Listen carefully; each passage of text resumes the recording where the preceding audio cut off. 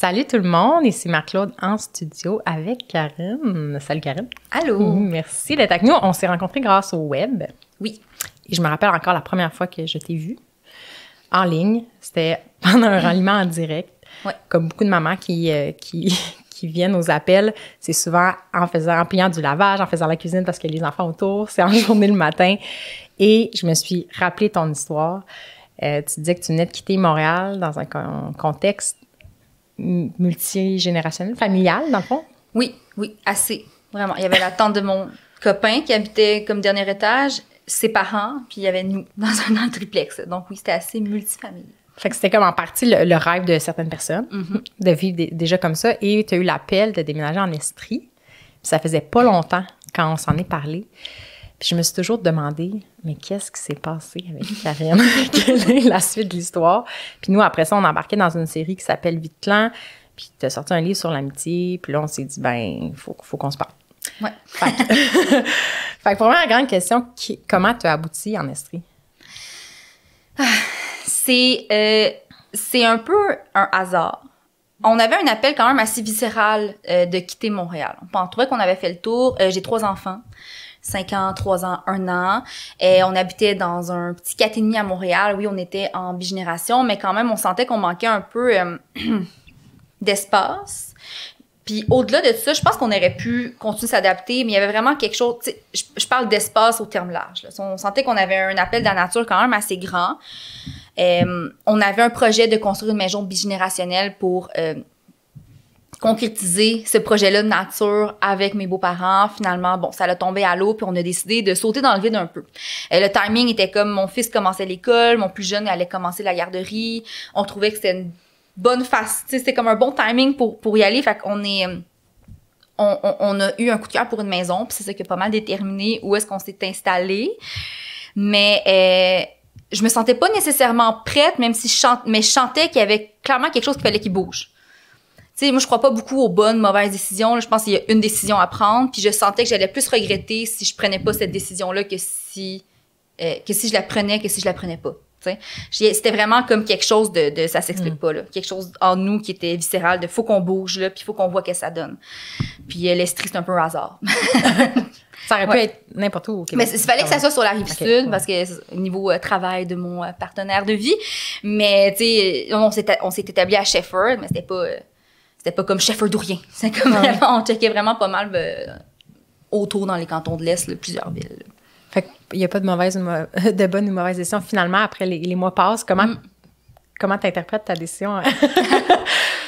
La majorité du temps, je suis très heureuse quand même, parce qu'il y a quand même tout ce à quoi j'aspirais. Je suis à côté d'une magnifique piste cyclable. Moi, je me déplace vraiment beaucoup en vélo. Donc, on est à côté de l'Estriade. Je peux aller au théâtre, à l'épicerie, à la pharmacie, par cette piste cyclable-là.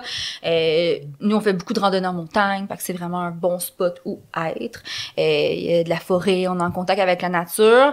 Mais même si sur papier, ça paraît idéal, moi, je me sens pas chez moi tant que j'ai pas mon village, tu sais. Fait que c'est ça un peu que je suis en train de tisser. C'est ça que je trouve difficile. Des fois, je me sens super loin de ma famille, de mes amis, de la vie culturelle, je dois le dire aussi. Là. Moi, j'aimais beaucoup ça, aller au théâtre spontanément. Ça, c'est un peu plus compliqué.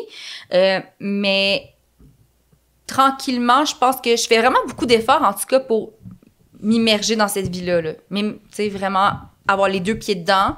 C'est juste que je suis pas très patiente dans la vie. Puis c'est une grande transition qui prend du temps. Tout le monde me dit, tu vas voir, ça prend au moins 1 an, le temps de créer des nouveaux repères, puis tout ça. Puis c'est long, tu sais. Moi, j'aimerais ça que tout se passe vite, que j'arrive là, que ça soit comme si j'étais là depuis déjà longtemps, tu sais, autant avec les gens qu'avec mon environnement. Fait que je manque de patience. Fait que c'est un bon travail d'humilité, de patience. Mon intégration dans les cantons de l'Est. C'est comme ton mot d'ouverture, là, de dire « Je souhaite à tout le monde de trouver son village par Google Maps. » Oui. C'est peut-être un souhait à toi-même. Oui, c'est simple. Mais c'est ça qui est particulier des relations humaines, hein, c'est que ça va à un rythme qui est plus lent, organique, imprévisible. Le rythme de l'autre aussi qu'il faut apprendre, qui est complètement différent de tous les projets qu'on peut avoir entamés dans une vie, j'ai l'impression, parce qu'on est habitué à une certaine rapidité il y a des cadres à l'école, au travail, puis on a comme des paramètres qui nous guident sur les délais peuvent prendre les choses, redécorer notre maison, ça peut prendre du temps, mais tu sais, on sent qu'on a le contrôle alors que les relations humaines, on l'a pas. Oui, puis on est aussi habitué sous le capitalisme à tout avoir tout de suite. Exactement. Si on veut quelque chose, on est beaucoup dans la consommation, dans la rapidité. Tu sais, on est à une recherche Google de plein d'informations. Tu sais, on est à 1 milliard près d'aller dans l'espace. Je veux dire, tout est accessible, tout va super rapidement. Fait que là, tu sais, les relations humaines, c'est pas quelque chose qui est achetable, c'est pas une transaction, tu sais. Fait que ça vient vraiment revenir à puis je pense aussi qu'au-delà de ça, oui, ça va à un certain rythme, mais on n'est pas tout le temps en posture de vulnérabilité qui nous permet vraiment de connecter avec l'autre à un niveau où est-ce qu'on voudrait. Des fois, on aspire à certaines choses, mais on met pas en place des choses qui nous permettent d'y accéder, tu sais. Ben, c'est particulier, l'amitié, parce que quand j'ai commencé à étudier le sujet, j'ai réalisé que je savais probablement pas tant comment rentrer en relation avec les autres. Tu sais, on est sur une espèce de pilote automatique. Ouais. Puis toutes tes réflexions sur l'amitié, de dire c'est un type de relation c'est un contrat social implicite pas tant défini. Oui, vraiment. Ben, c'est vraiment une relation particulière que ce qui fait sa fragilité, c'est aussi ce qui fait sa force. Tu sais, il n'y a aucune autre relation dans notre vie qu'on pourrait pas se parler puis se voir pendant 2 ans, puis encore parler de cette personne-là avec autant d'affection. Ah, c'est mon amie, mais oui, c'est une de mes meilleures amies, mais ça fait 2 ans que tu n'as pas parlé. L'élastique s'étire, puis ce qui est encore plus particulier, c'est quand tu relâches l'élastique, il revient à sa forme initiale, comme si justement on s'était vu hier. Il y a vraiment quelque chose de particulier dans ces relations-là qui peuvent être en dormant super longtemps. Puis aussi, mais ça, je pense que c'est peut-être une de ces... On choisit d'être en amitié. Tu sais, je pense que la porte de sortie est tout le temps bien indiquée. Là. C'est pas une espèce de relation, on a un contrat matériel. Par exemple, quand on est en couple, on va acheter une maison, on va avoir des choses, etc. Là, vraiment, tout ce qu'on a, c'est juste, on s'aime assez pour faire un bout de chemin ensemble, puis choisir de construire quelque chose. Fait que ça aussi, c'est particulier. Mais il y a vraiment pas de code qui régisse ça, puis c'est une des choses pour lesquelles aussi... tout ce qui est plus négatif, faire des deuils, tout ça, ça va être difficile parce que justement, c'est pas codé. On sait pas vraiment la marche à suivre pour dealer avec cette espèce de peine-là qu'on pense qu'on devrait pas avoir, quoi que ce soit. Beaucoup de dossiers ouverts, en fait, en amitié, je réalise. Oui, ouais. Tu sais, on laisse les choses fade out, là. Oui. Mais ça reste sur notre conscience, puis je vais revenir sur les amitiés à distance parce que moi j'étais comme ça avant, je me voyais comme une introvertie, solitaire, le film Castaway, j'ai déjà dit que je me disais je peux le pull off, c'est ma vie de rêve être sur une île, puis ça a l'air fascinant, puis j'étais fière de dire, ben j'étais contente de dire hey, j'ai des amitiés là, justement, on s'est pas vu depuis 3 ans, mais quand on se revoit, c'est comme si c'était hier. Puis de dire c'est pas que ce lien-là, cet amour-là pour l'autre est pas vrai, mais mon constat c'est que ça comble pas mes besoins quotidiens de vivre avec d'autres personnes.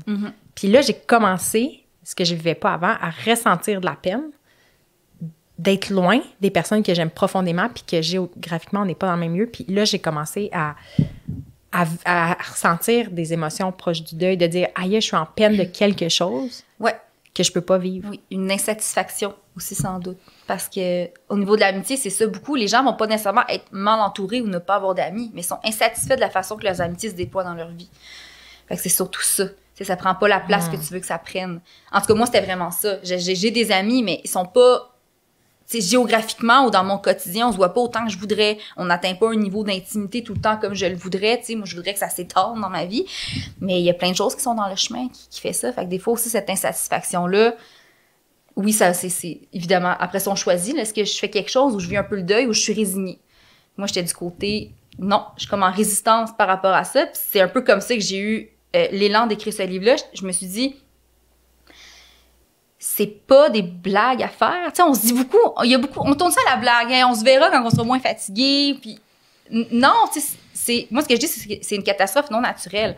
On n'est pas fait pour vivre nos vies en silo, en parallèle l'un de l'autre. Tu sais, je pense que je refusais ce constat-là, puis si les gens se résignaient du fait que c'est ça, tu sais, on se voit chaque 2 mois, on va faire le tour autour, en prenant un café, moi, ça me convenait pas. Puis j'étais comme vraiment en résistance, puis je me suis dit, qu'est-ce qu'on gagnerait à remettre les amitiés au centre de notre vie, puis comment qu'on fait ça maintenant, tu sais. Fait que c'est intéressant, tu as commencé l'écriture de ton livre, tu as vécu le déménagement.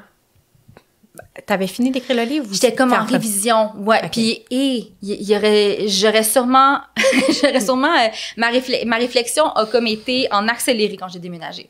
Comme j'ai réalisé à quel point l'amitié de proximité était plus importante que ce que je pensais, par exemple, tu sais. Puis j'ai vraiment eu d'autres réflexions au niveau des réseaux sociaux, puis tout ça, là, donc... Une fois que tu avais écrit tes mots? Ou... Oui, c'est ça, je pouvais plus en rajouter, c'était fini. Okay. C'est la grande tragédie là, du 9 artistique, là, il y a un deadline. Ouais. Puis c'est fini après. Mais, tu sais, ma réflexion a tellement été nourrie après par cette expérience-là. On appelle ça une solitude transitionnelle dans un déménagement, là. Donc, on sait que c'est une transition, on sait que c'est pas permanent, mais c'est une grande solitude quand même, tu sais. Puis, j'ai comme vécu ça en même temps que je vivais beaucoup de deuil dans ma vie, là. Fait que ça a vraiment été particulier. Fait que j'en aurais eu beaucoup à dire. Fait que j'ai pas fait le tour encore du sujet, là, parce que... Ça va être peut-être le sujet d'un livre. Oui, je sais pas si ça va être en livre, mais oui, définitivement, je pense qu'il y a encore beaucoup, beaucoup de choses à dire sur ça, mais on commence à en parler. Ça fait pas longtemps que le sujet émerge. Ah, à mes yeux, t'es un précurseur, là, parce que nous, on en parlait cette année, puis on disait, hey, l'amitié, c'est une relation particulière, puis je suis contente d'avoir mis le mot là-dessus, parce que c'est définitivement un type de relation qui était en dessous du couple, la famille, puis le fait que tu le nommes puis que t'en parles, pour moi, c'est le signe que ça va se déployer davantage prochainement. Mais, fait, tu vis le déménagement. Oui. Tu sais, toi, tu t'auto-analyses en même temps parce que, tu sais, t'es dans ce domaine-là. Oui. Je sais pas pour toi, mais moi, quand on a déménagé, l'émotion qui dominait, c'était beaucoup l'espoir de dire, on sentait que c'était la bonne décision de venir ici. On était conscient qu'on choisissait la nature puis un certain style de vie avant la proximité avec notre famille, ce qui était déchirant, mais on avait beaucoup espoir à trouver des gens qui nous ressemblent puis à connecter. Ça a été comment, toi, les premiers moments, tu arrives, tu te dis, OK, un nouveau lieu, je suis prête, je suis déterminée, je sais que mon intention, c'est de tisser du lien. Après ça, ça ressemble à quoi? Ouais. Ben, moi, c'est quand même particulier parce que je suis déménagée dans un état de grande résistance. Moi, quand je déménageais, mon plus vieux entrait à l'école, puis mon dernier entrait au CPE, puis c'était la fin de 3, je veux dire, congés. C'est pas vraiment des congés, mais parentales en 5 ans, tu sais. Où est-ce qu'on avait un mode de vie? Moi, avec mon chum, on se les a séparés. Puis même le dernier, on avait comme mis des sous-côtés, puis on voulait vraiment passer comme la dernière année, tout le monde ensemble, à vivre un mode de vie un peu.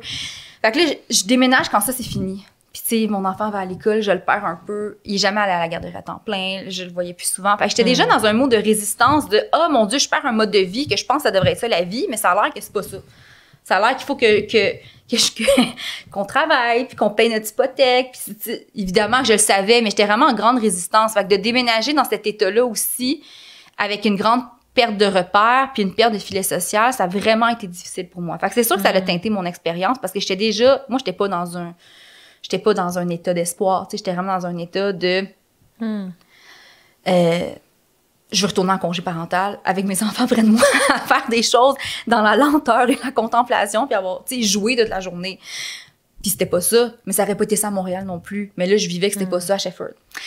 Donc, ça a été plus difficile. J'étais bien dans la résistance, mais quand même très, très déterminée. Ça, faut pas sous-estimer moi déterminée. Fait que j'ai fait beaucoup d'efforts conscients, même si je trouvais ça un peu absurde. Ah, c'est donc même bizarre, faut que je me force de même pour me faire des amis. C'est pas quelque chose qui est censé être naturel, tu sais. Mais au moins d'avoir écrit mon livre, ça m'a vraiment aidé à être vulnérable. Tu sais, j'ai comme réalisé à la fin de ce livre-là, hey, les gens n'ont pas trop d'amis. Puis les gens ont comme envie d'apprendre à te connaître, puis ils ont envie d'avoir d'autres amis.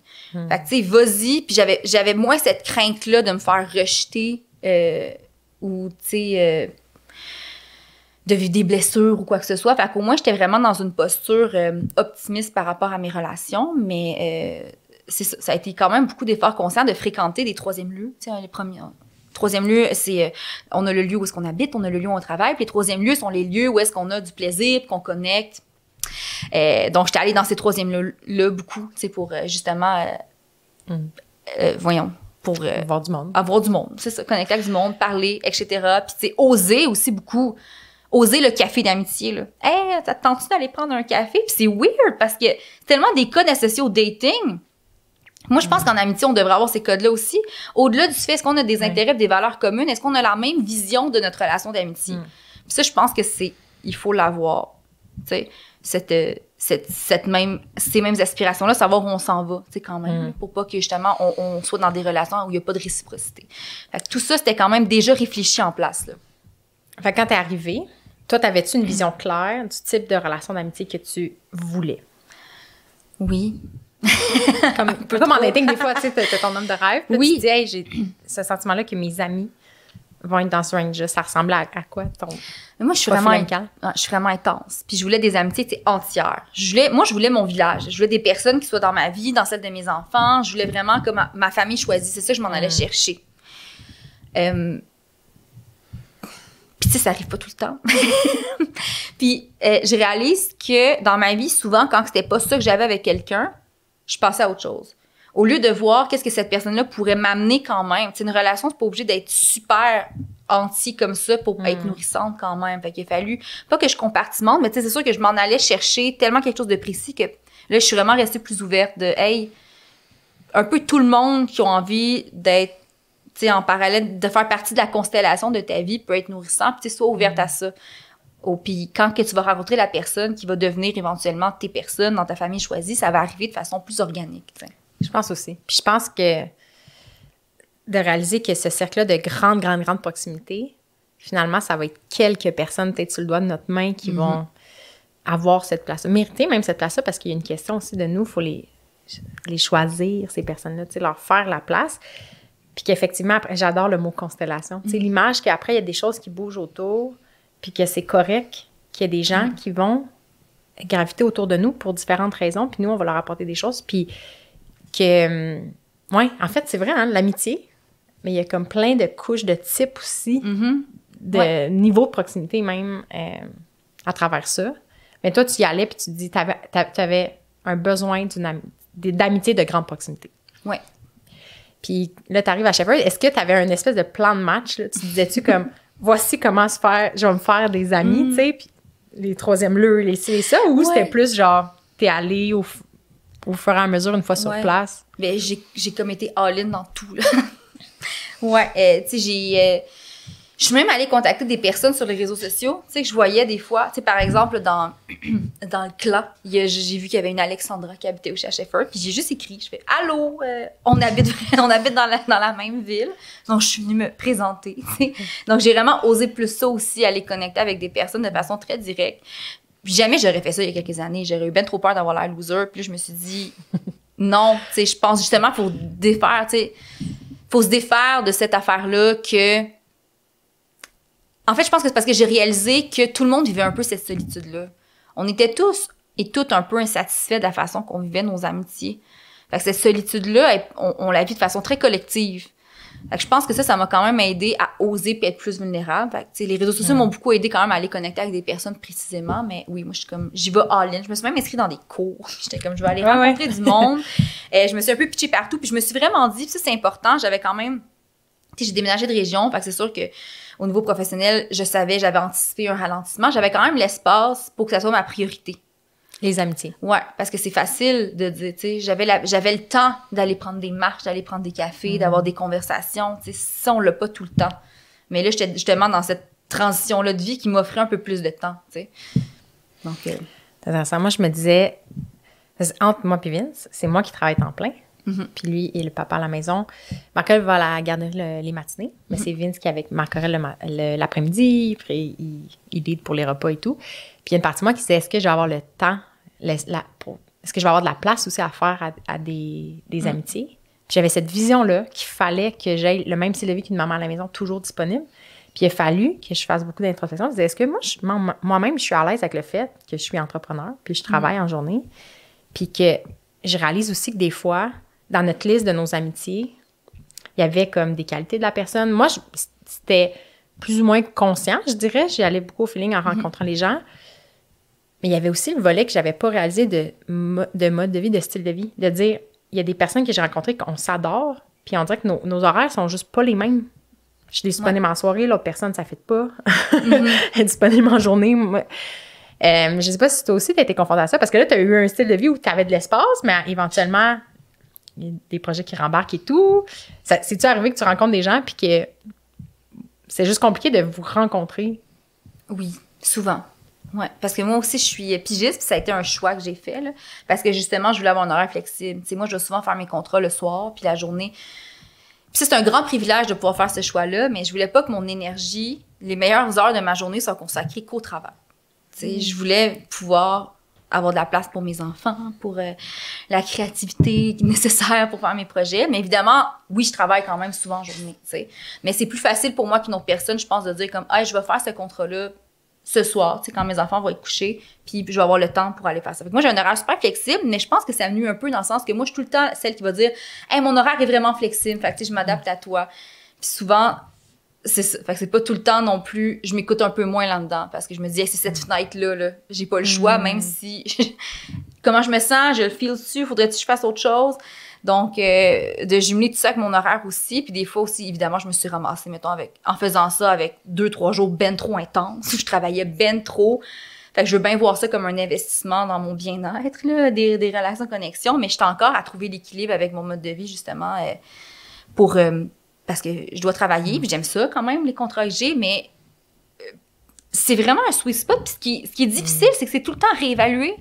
Tu sais, tu parles beaucoup aussi de travailler selon ton cycle menstruel, mais c'est comme tout le temps à réévaluer ces limites-là, tu sais, justement, apprendre à se connaître. Puis au-delà de tout ça, c'est est-ce que je suis fatiguée, est-ce qu'il y a des virus, est-ce qu'il se passe de quoi? Fait que souvent, moi, ma fenêtre de tolérance est vraiment grande, puis fait que je me prévois beaucoup de choses. Puis je suis comme, ah oui, tu sais, ce contrat-là, oui, cette rencontre-là, oui, cet événement-là, oui. Puis finalement, j'arrive, puis ma fenêtre de tolérance est vraiment plus petite qu'il y a 2 semaines. Fait que il faut tout le temps que je réévalue ça. Puis évidemment que les amitiés ont tendance à être la chose qui va être évacuée le plus souvent. Fait que c'est aussi Même dans ta propre vie, là. Ouais, ben oui. Puis même si j'essaie de voir ça comme un... Moi, ça m'est arrivé de me donner un coup de pied dans le cul pour aller voir quelqu'un. Tu sais, parce que je m'étais justement dit, il faut que ce soit en priorité. Il faut que je vois ça comme un investissement dans mon bien-être puis tout ça. Fait que des fois, j'y allais. Finalement, évidemment, après ça, c'était super nourrissant, tu sais. Moi, le contact avec l'autre me nourrit beaucoup, mais sur le coup, des fois, je suis comme, oh... Je me sens submergée puis overwhelmed, puis il me semble qu'il faudrait que ça prenne le bord, tu sais. Fait que des fois, c'est difficile. Puis moi, je dis ça comme de l'étendue de mes privilèges, que je dis que je suis pigiste puis j'ai un horaire flexible. J'imagine pas les personnes, justement, qui sont plus avec des horaires contraignants, comment que c'est difficile puis éreintant, des fois, là, de comme placer du monde à travers tout ça, tu sais. Oui, ben moi, j'ai réalisé moi, j'étais comme toi. Je me disais, je suis l'entrepreneur, j'ai un horaire flexible, fait que c'est correct de voir les gens en journée. Puis c'est nouveau pour moi avec Vince, on s'est cadré un horaire parce qu'en étant très discipliné sur nos heures de travail, ce que j'ai jamais ressenti avant, le soir, je suis capable de décrocher.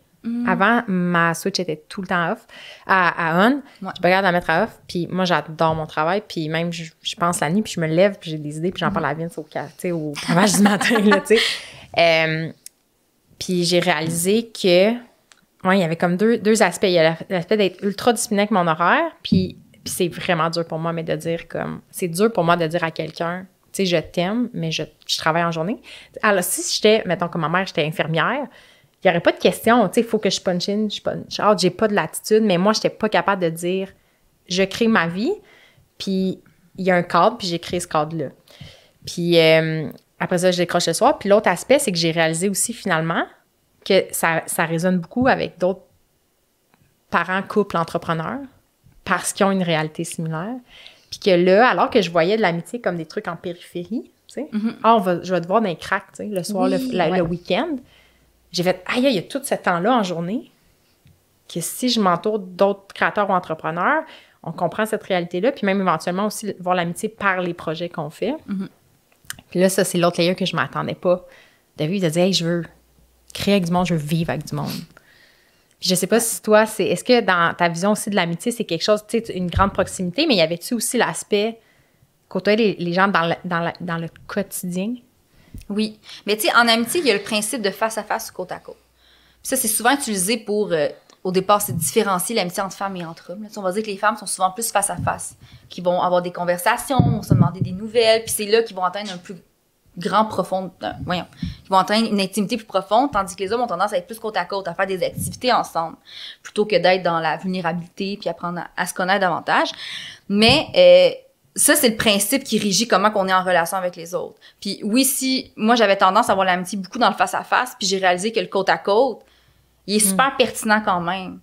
T'sais, oui, en effet, viens donc chez nous qu'on cuisine, ou que, tu sais, on va aller faire l'épicerie au pire, je sais pas, mais là, je parle de tâches quotidiennes parce que c'est ça peut-être qui va résonner le plus avec le monde, mais oui, aussi de travailler. Tu sais, moi, ça m'était arrivé souvent d'aller travailler avec, de jumeler un petit peu ça, là, d'aller travailler avec quelqu'un. parce que c'était là qu'on pouvait se voir, puis on comprenait ces réalités-là. Puis on n'était pas en grande conversation, mais on était là quand même. Puis il y avait cette constance-là qui était importante selon moi. Fait que je pense que même moi, il a fallu que je fasse plus de place au côte à côte dans ma vie, tu sais. Faire des activités, c'est comme ça que je vois ça, puis ça peut prendre... Tu sais, on peut être dans la légèreté. Tu sais, c'est correct que ça soit léger, on n'est pas tout le temps obligé. Puis je pense que c'est nécessaire d'être vulnérable, mais je pense qu'on peut aussi, comme, avoir du plaisir, s'inscrire à un cours de poterie ensemble, puis, tu sais, c'est ça, là. Je pense que... La vision que la proximité ou de parler de trucs profonds, ça peut être sérieux, puis l'autre, puis qu'on est, comme tu dis, en face à face, puis que c'est un moment comme sacré. Mais moi, des super belles discussions que j'ai eues récemment, c'est en faisant la vaisselle chez les gens.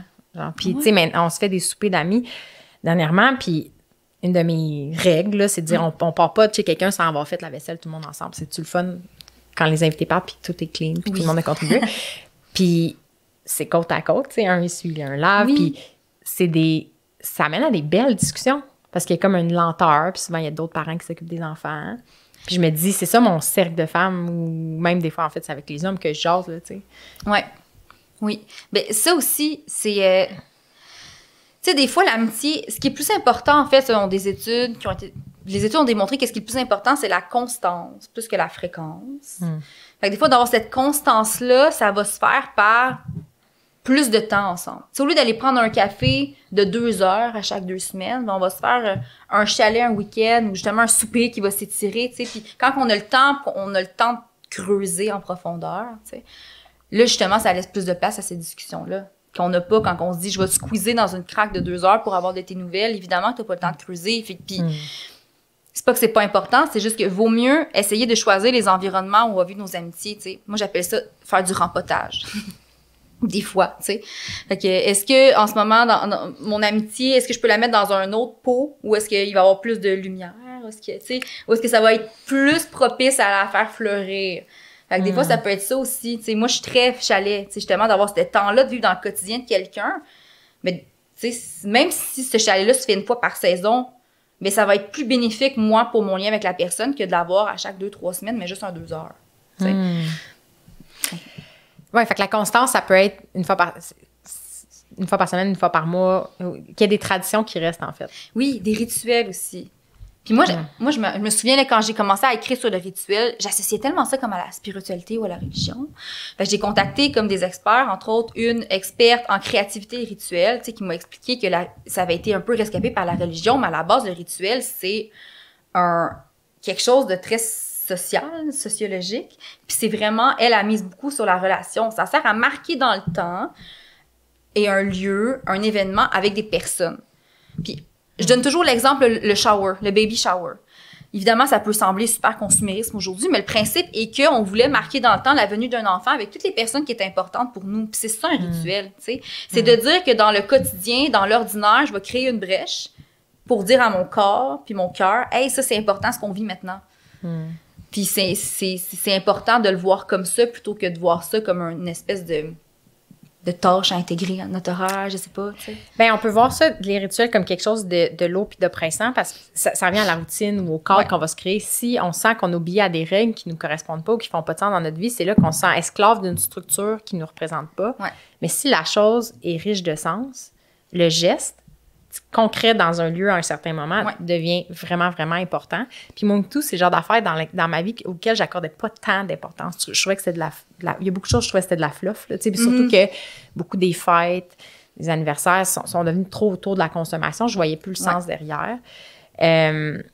Mais que oui, c'est important, cette idée-là de vivre des choses aussi ensemble. Je sais pas encore comment ça va s'articuler dans mes amitiés, mais des fois, il y a des choses qui se créent spontanément, là, de dire je n'importe quoi. Avec nos amis, là, on a fait un party pyjama pour Noël, puis peut-être que ça va être ça, là. Ça va revenir, là, tu sais. Mais ça crée une culture commune qui est super importante, tu sais. Puis cette culture commune-là peut être dans un party pyjama à Noël qu'on va créer, ça peut être dans, justement, tu sais, des clubs de donjons dragons, des rituels de féminin sacré, peu importe, mais créer une culture commune dans nos amitiés à laquelle on a des référents, puis des événements, des traditions, c'est vraiment important. Parce que ça rajoute, tantôt je parlais de constellation, ça rajoute des petites étoiles dans notre constellation. On a plus de liens avec les autres. Puis c'est ça qui se passe quand on laisse... C'est pour ça que En fait, le principe de la constellation, quand je dis que la constance est plus importante que la fréquence, parce que la constance permet de maintenir ces petites étoiles-là dans ta constellation.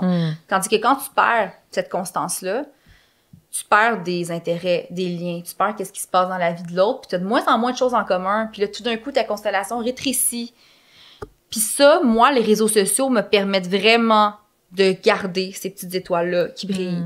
Parce que quand j'arrive pour voir mon ami, je suis au courant de qu'est-ce qui s'est passé un peu dans sa vie. Je suis au courant de qu'est-ce qui l'allume ces temps-ci, qu'est-ce qui la passionne, qu'est-ce qui la révolte, qu'est-ce qu'ils font ses enfants, qu'est-ce qui se passe, tu sais. C'est un outil vraiment puissant pour garder cette espèce de... ce check-in-là, que nos amitiés sont pas complètement en dormance, parce qu'au moins, on a cet accès-là à la vie de l'autre, puis à cette intimité-là, tu sais. Je pense que je suis dans la même posture de voir qu'est-ce que les médias sociaux peuvent nous apporter, puis de les utiliser pour garder un lien et non pas pour remplacer une connexion réelle. Je pense que là, la dérive, c'est si on réalise pas qu'on a un vide intérieur puis un manque de proximité, puis qu'on réalise pas qu'on essaie de le combler avec des choses, des fois, qui sont juste une ombre, tu sais, l'ombrage de la vraie chose, tu sais. Ouais. Puis je suis plus en paix avec les médias sociaux depuis que je me dis, j'investis du temps et énormément d'efforts dans le réel pour créer du lien. Puis après, les médias sociaux, les applications de contact, de Messenger nous permettent de prendre des rendez-vous, de faire des suivis. Moi, mes 2 sœurs sont en Colombie-Britannique. Il y en a une à qui je parle quand même vraiment souvent, même au téléphone ou par texto. Puis comme, je suis reconnaissante, tu sais. Mais je sais pas s'il y avait pas les médias sociaux, finalement, je prendrais plus je voyagerais plus pour aller voir, je sais pas. Ouais, on sait pas. Mais tu sais, ces conversations-là, tu sais, moi, j'ai des conversations Messenger, puis tu sais, je pense qu'il y a beaucoup de monde que ça résonne pour eux, là, tu sais, des conversations où est-ce qu'on fait juste se fider. Moi, c'est une conversation qui n'a jamais de fin, là. Tu sais, je participe quand j'ai le temps, mais sinon, comme ça, on se parle tout le temps, un peu constamment, on garde un lien, mais je vois pas ça comme un remplacement. Tu sais, je vois pas ça comme, moi, je leur parle, j'ai pas besoin d'aller les voir. Tu sais, c'est vraiment plus un outil. Puis moi, c'est un outil, quand je déménageais en Estrie, qui m'a vraiment aidé justement à rencontrer mon monde aussi. Parce que je veux pas de voir un peu c'est quoi ses intérêts, c'est quoi ses valeurs. Je dis pas que c'est essentiel nécessairement. Ben, les valeurs, oui, là, mais tu sais, je dis pas qu'on est obligé d'être pareil, mais quand même, ça me donnait une idée de cette personne-là, est-ce qu'on a un espèce de fit au niveau de ce à quoi on aspire dans notre vie, etc. Puis ça, c'est quand même non négligeable, tu sais. Puis c'est vraiment plus facile de trouver ces personnes-là via les réseaux sociaux à cause, tu sais, on partage d'emblée ce qui nous allume, tu sais. Fait que c'est super facile. Moi, je vois ça comme des perches à connexion, des fois. Genre, je vais pas dans l'univers, puis là, les gens qui me répondent, je suis comme, oh mon Dieu, on a ça en commun, puis ça devient super galvanisant, tu sais, d'avoir cette discussion-là après, dans le réel. Oui, absolument. Puis mon cerveau retourne à la conscience-fréquence. Ouais. Fait mais il y a quand même de quoi autour de la fréquence. Le fait qu'on a évolué avec des gens, les mêmes gens, tous les jours, jour après jour. Puis ça, j'ai l'impression que c'est aussi un type de relation qui existe presque plus dans la vie d'énormément de personnes. Fait que, tu sais, il y a les amitiés de, justement, en périphérie, les gens du bureau, etc. Puis cette vie dans le quotidien, toi, en déménageant, est-ce que c'était ben oui, tu avais un projet multigénérationnel. Ouais. Oui, c'est super important. Mais moi, je vois ça aussi comme... Je sais pas si vous connaissez l'émission sur... Est-ce que vous connaissez Friends? Ce phénomène est la gazou populaire. OK, donc dans Friends, moi, j'ai été une très grande fan de Friends, même si ça n'a pas super bien vieilli. L'épisode de Reunion, là, on dit que ça parle d'une époque dans notre vie où est-ce que nos amitiés sont centrales. Comme si c'était une espèce de... Puis la saison se finit, là. Friends, ça se finit parce que, tu sais, les personnages principaux ont des enfants, puis s'en vont comme... Ils déménagent, s'en vont habiter en famille. Comme si c'était l'amitié. C'était une espèce de saison de transition. Puis après ça, il faut passer à autre chose. Cette période-là de notre vie ne serait pas censée continuer, tu sais. Puis c'est la même chose avec, je trouve, tu sais, la colocation. On dirait que c'est bien vu quand on est à l'université, mais qu'aussitôt qu'on atteint, on est adulte, c'est comme si... Pourquoi? Au-delà du fait économique, qui est comme, mon Dieu, qu'on en bénéficierait, pourquoi tu voudrais habiter tout seul? Parce que moi, je ne sais pas. Tu sais, puis je trouve que c'est vraiment comme un peu, justement, mal vu. On voit ça comme si c'était quelque chose en attendant notre vie familiale ou en attendant autre chose. La vie sérieuse, la vie des adultes. Faut vieillir. C'est ça, exactement. Mais ce village-là, moi, j'avais envie de le garder quand même. Puis je voulais, ma famille choisie, j'aspirais beaucoup à ce que ce soit mes amis. Tu sais, oui, mes beaux-parents ont beaucoup de place. J'avais envie d'avoir cette vie-là avec eux. Mais tu sais, j'avais vraiment envie de justement avoir cette... Puis, tu sais, avec mes amis, il y a différentes constances. Tu sais, mais d'avoir une constance, chaque semaine, on se fait quelque chose, puis on est, c'est vraiment dans la vie de l'autre, concrètement, dans le quotidien, c'est quand même pas la même intimité qu'une autre forme de relation. Fait que le projet multigénérationnel, ouais. c'est un projet quand même que beaucoup de personnes rêvent parce qu'il y a une on a notre intimité, mais on vit proche de l'autre. Qu'est-ce qui fait que ça s'est pas matérialisé pour toi? Mais en fait, il fallait absolument faire une construction parce que, bon, il y a des... au niveau de la santé de la sœur de mon copain qui déménageait avec nous, on avait certaines choses vraiment à avoir. Fallait que une maison adaptée. Oui, exactement. Une maison adaptée. Fait qu'il fallait absolument construire. On essayait d'en trouver une, mais ça n'a pas fonctionné. T'sais, les bigénérationnels, c'est souvent dans un sous-sol avec une chambre, puis nous, ça ne nous convenait pas. T'sais. Fait qu'on avait un projet de construction, puis là, finalement, il s'est passé beaucoup de litiges avec la personne qui devait faire nos plans, elle a fait des fautes professionnelles, ça l'a vraiment allongé les délais, on était en pleine pandémie, les prix ont vraiment augmenté. Fait que c'était plus accessible comme projet pour ce à quoi on aspirait. On avait tellement coupé qu'on s'est dit comme, on a mis un peu le projet en dormance. T'sais. Justement, on y repensera plus tard peut-être, parce que aussi au départ, nous, ça devait être notre résidence principale, mais ça devait être la résidence secondaire de mes beaux-parents. Puis on s'est dit, on y repensera quand ça va être votre résidence principale aussi. Parce que justement, peut-être qu'on va pouvoir plus investir, puis qu'on va avoir une meilleure idée de nos besoins, justement, parce que ça va être à temps plein. Fait que, mais nous, on avait vraiment envie de faire le move quand même tout de suite. Fait que même si on a mis ce projet-là de côté, on s'est vraiment dit, il faut le faire. Donc, c'est pour ça que finalement, on a déménagé quand même. Puis, tu vois, je trouve quand même que ça a beaucoup de bon parce qu'il y a plein de choses que j'ai réalisées en faisant le move, tu sais. Entre autres que, je pense que je romantisais beaucoup vivre au fin fond de la forêt tout seul, tu sais, avec mon jardin, mes animaux, puis tout ça, cette espèce de mode de vie en autosuffisance. Puis je pense que c'est valable puis valide, mais moi, j'ai décidé que, moi, je préfère revenir vers ma communauté. Je préfère avoir des voisins. Tu sais, oui, je veux vivre dans la nature, mais j'ai envie de vivre avec du monde. Puis je dis pas que tu peux pas faire ça quand t'es au fin fond de la forêt, mais il y a pas le même aspect de quotidienneté, tu sais. Fait que j'ai réalisé ça, puis ça a été un choix pas conscient, mais que j'ai fait un peu malgré moi. Tu sais, on est déménagé quelque part parce qu'on voulait vraiment être proche de la piste cyclable. Pour moi, c'était super important de conserver le transport actif dans ma vie. Puis j'ai réalisé que, mais c'est le domaine le fun d'avoir des voisins quand même. Puis je retrouve un peu, tu sais, à Montréal avec les ruelles puis tout ça. Fait que ça, c'est quelque chose auquel j'avais pas pensé. Nous, on s'en allait vraiment loin, là. C'est notre grand terrain à nous. Puis j'étais comme, finalement... T'sais, fait qu'il y a des choses que j'ai réalisées, puis je suis contente d'avoir fait cette étape-là en premier. Parce que votre bigénérationnel, ça l'aurait été en nature, là. C'est un terrain... Oui, c'était fin fond de la forêt, là. Ouais. Fait que là, tu dis, si ça se concrétise, finalement, on va peut-être le faire en lieu plus habité. Oui, c'est ça, évidemment, là, on veut être entouré. J'habite quand même quelque part très boisé, là, mais quand même, mon voisin, ça me prend pas 10 minutes de marcher jusqu'à lui, tu sais. Fait que ça, il y a quand même ça que j'ai réalisé. Puis je trouve que c'est un discours que je m'attendais pas à justement, je trouve qu'on idéalise beaucoup ça. Puis je pense que des fois, c'est normal de se dire comme, oh mon Dieu, j'ai envie. Tu sais, des fois, je sors de ma bulle d'écho, puis je suis comme, mon Dieu, j'irais loin dans la forêt. Tu sais, je trouve ça difficile, des fois, l'intolérance des gens, puis ça me fait mal. Je suis vraiment sensible à ça, mais moi, je crois férocement au nous comme outil de résistance puis de révolution. Puis j'ai réalisé que j'y aspirais beaucoup. Mais est-ce que je fais des actions concrètes dans ma vie qui répondent à ces valeurs-là? Pas tant. Puis là, je commence à le réaliser puis à faire des choix plus conscients pour venir vers la communauté. Mettons, c'est quoi les gaps que tu as vus chez toi? Cette espèce de projet de vie-là, entre autres, dans mes aspects professionnels aussi, je travaillais beaucoup toute seule. Là, j'ose plus la collaboration. Je vais, tu sais, reach out pour aller chercher différentes personnes, tu sais, pour essayer que ça soit complémentaire, pour me challenger, etc. Donc, puis juste, d'oser plus aller vers l'autre aussi. Tu sais, je disais que j'étais all-in, j'allais dans tous les lieux, mais est-ce que j'étais vraiment investie pour que ça soit durable? Tu sais, je sais pas. Des fois, il y a souvent des gaps à ce qu'on veut puis ce qu'on fait. Donc, c'est de se questionner puis se challenger par rapport à ça.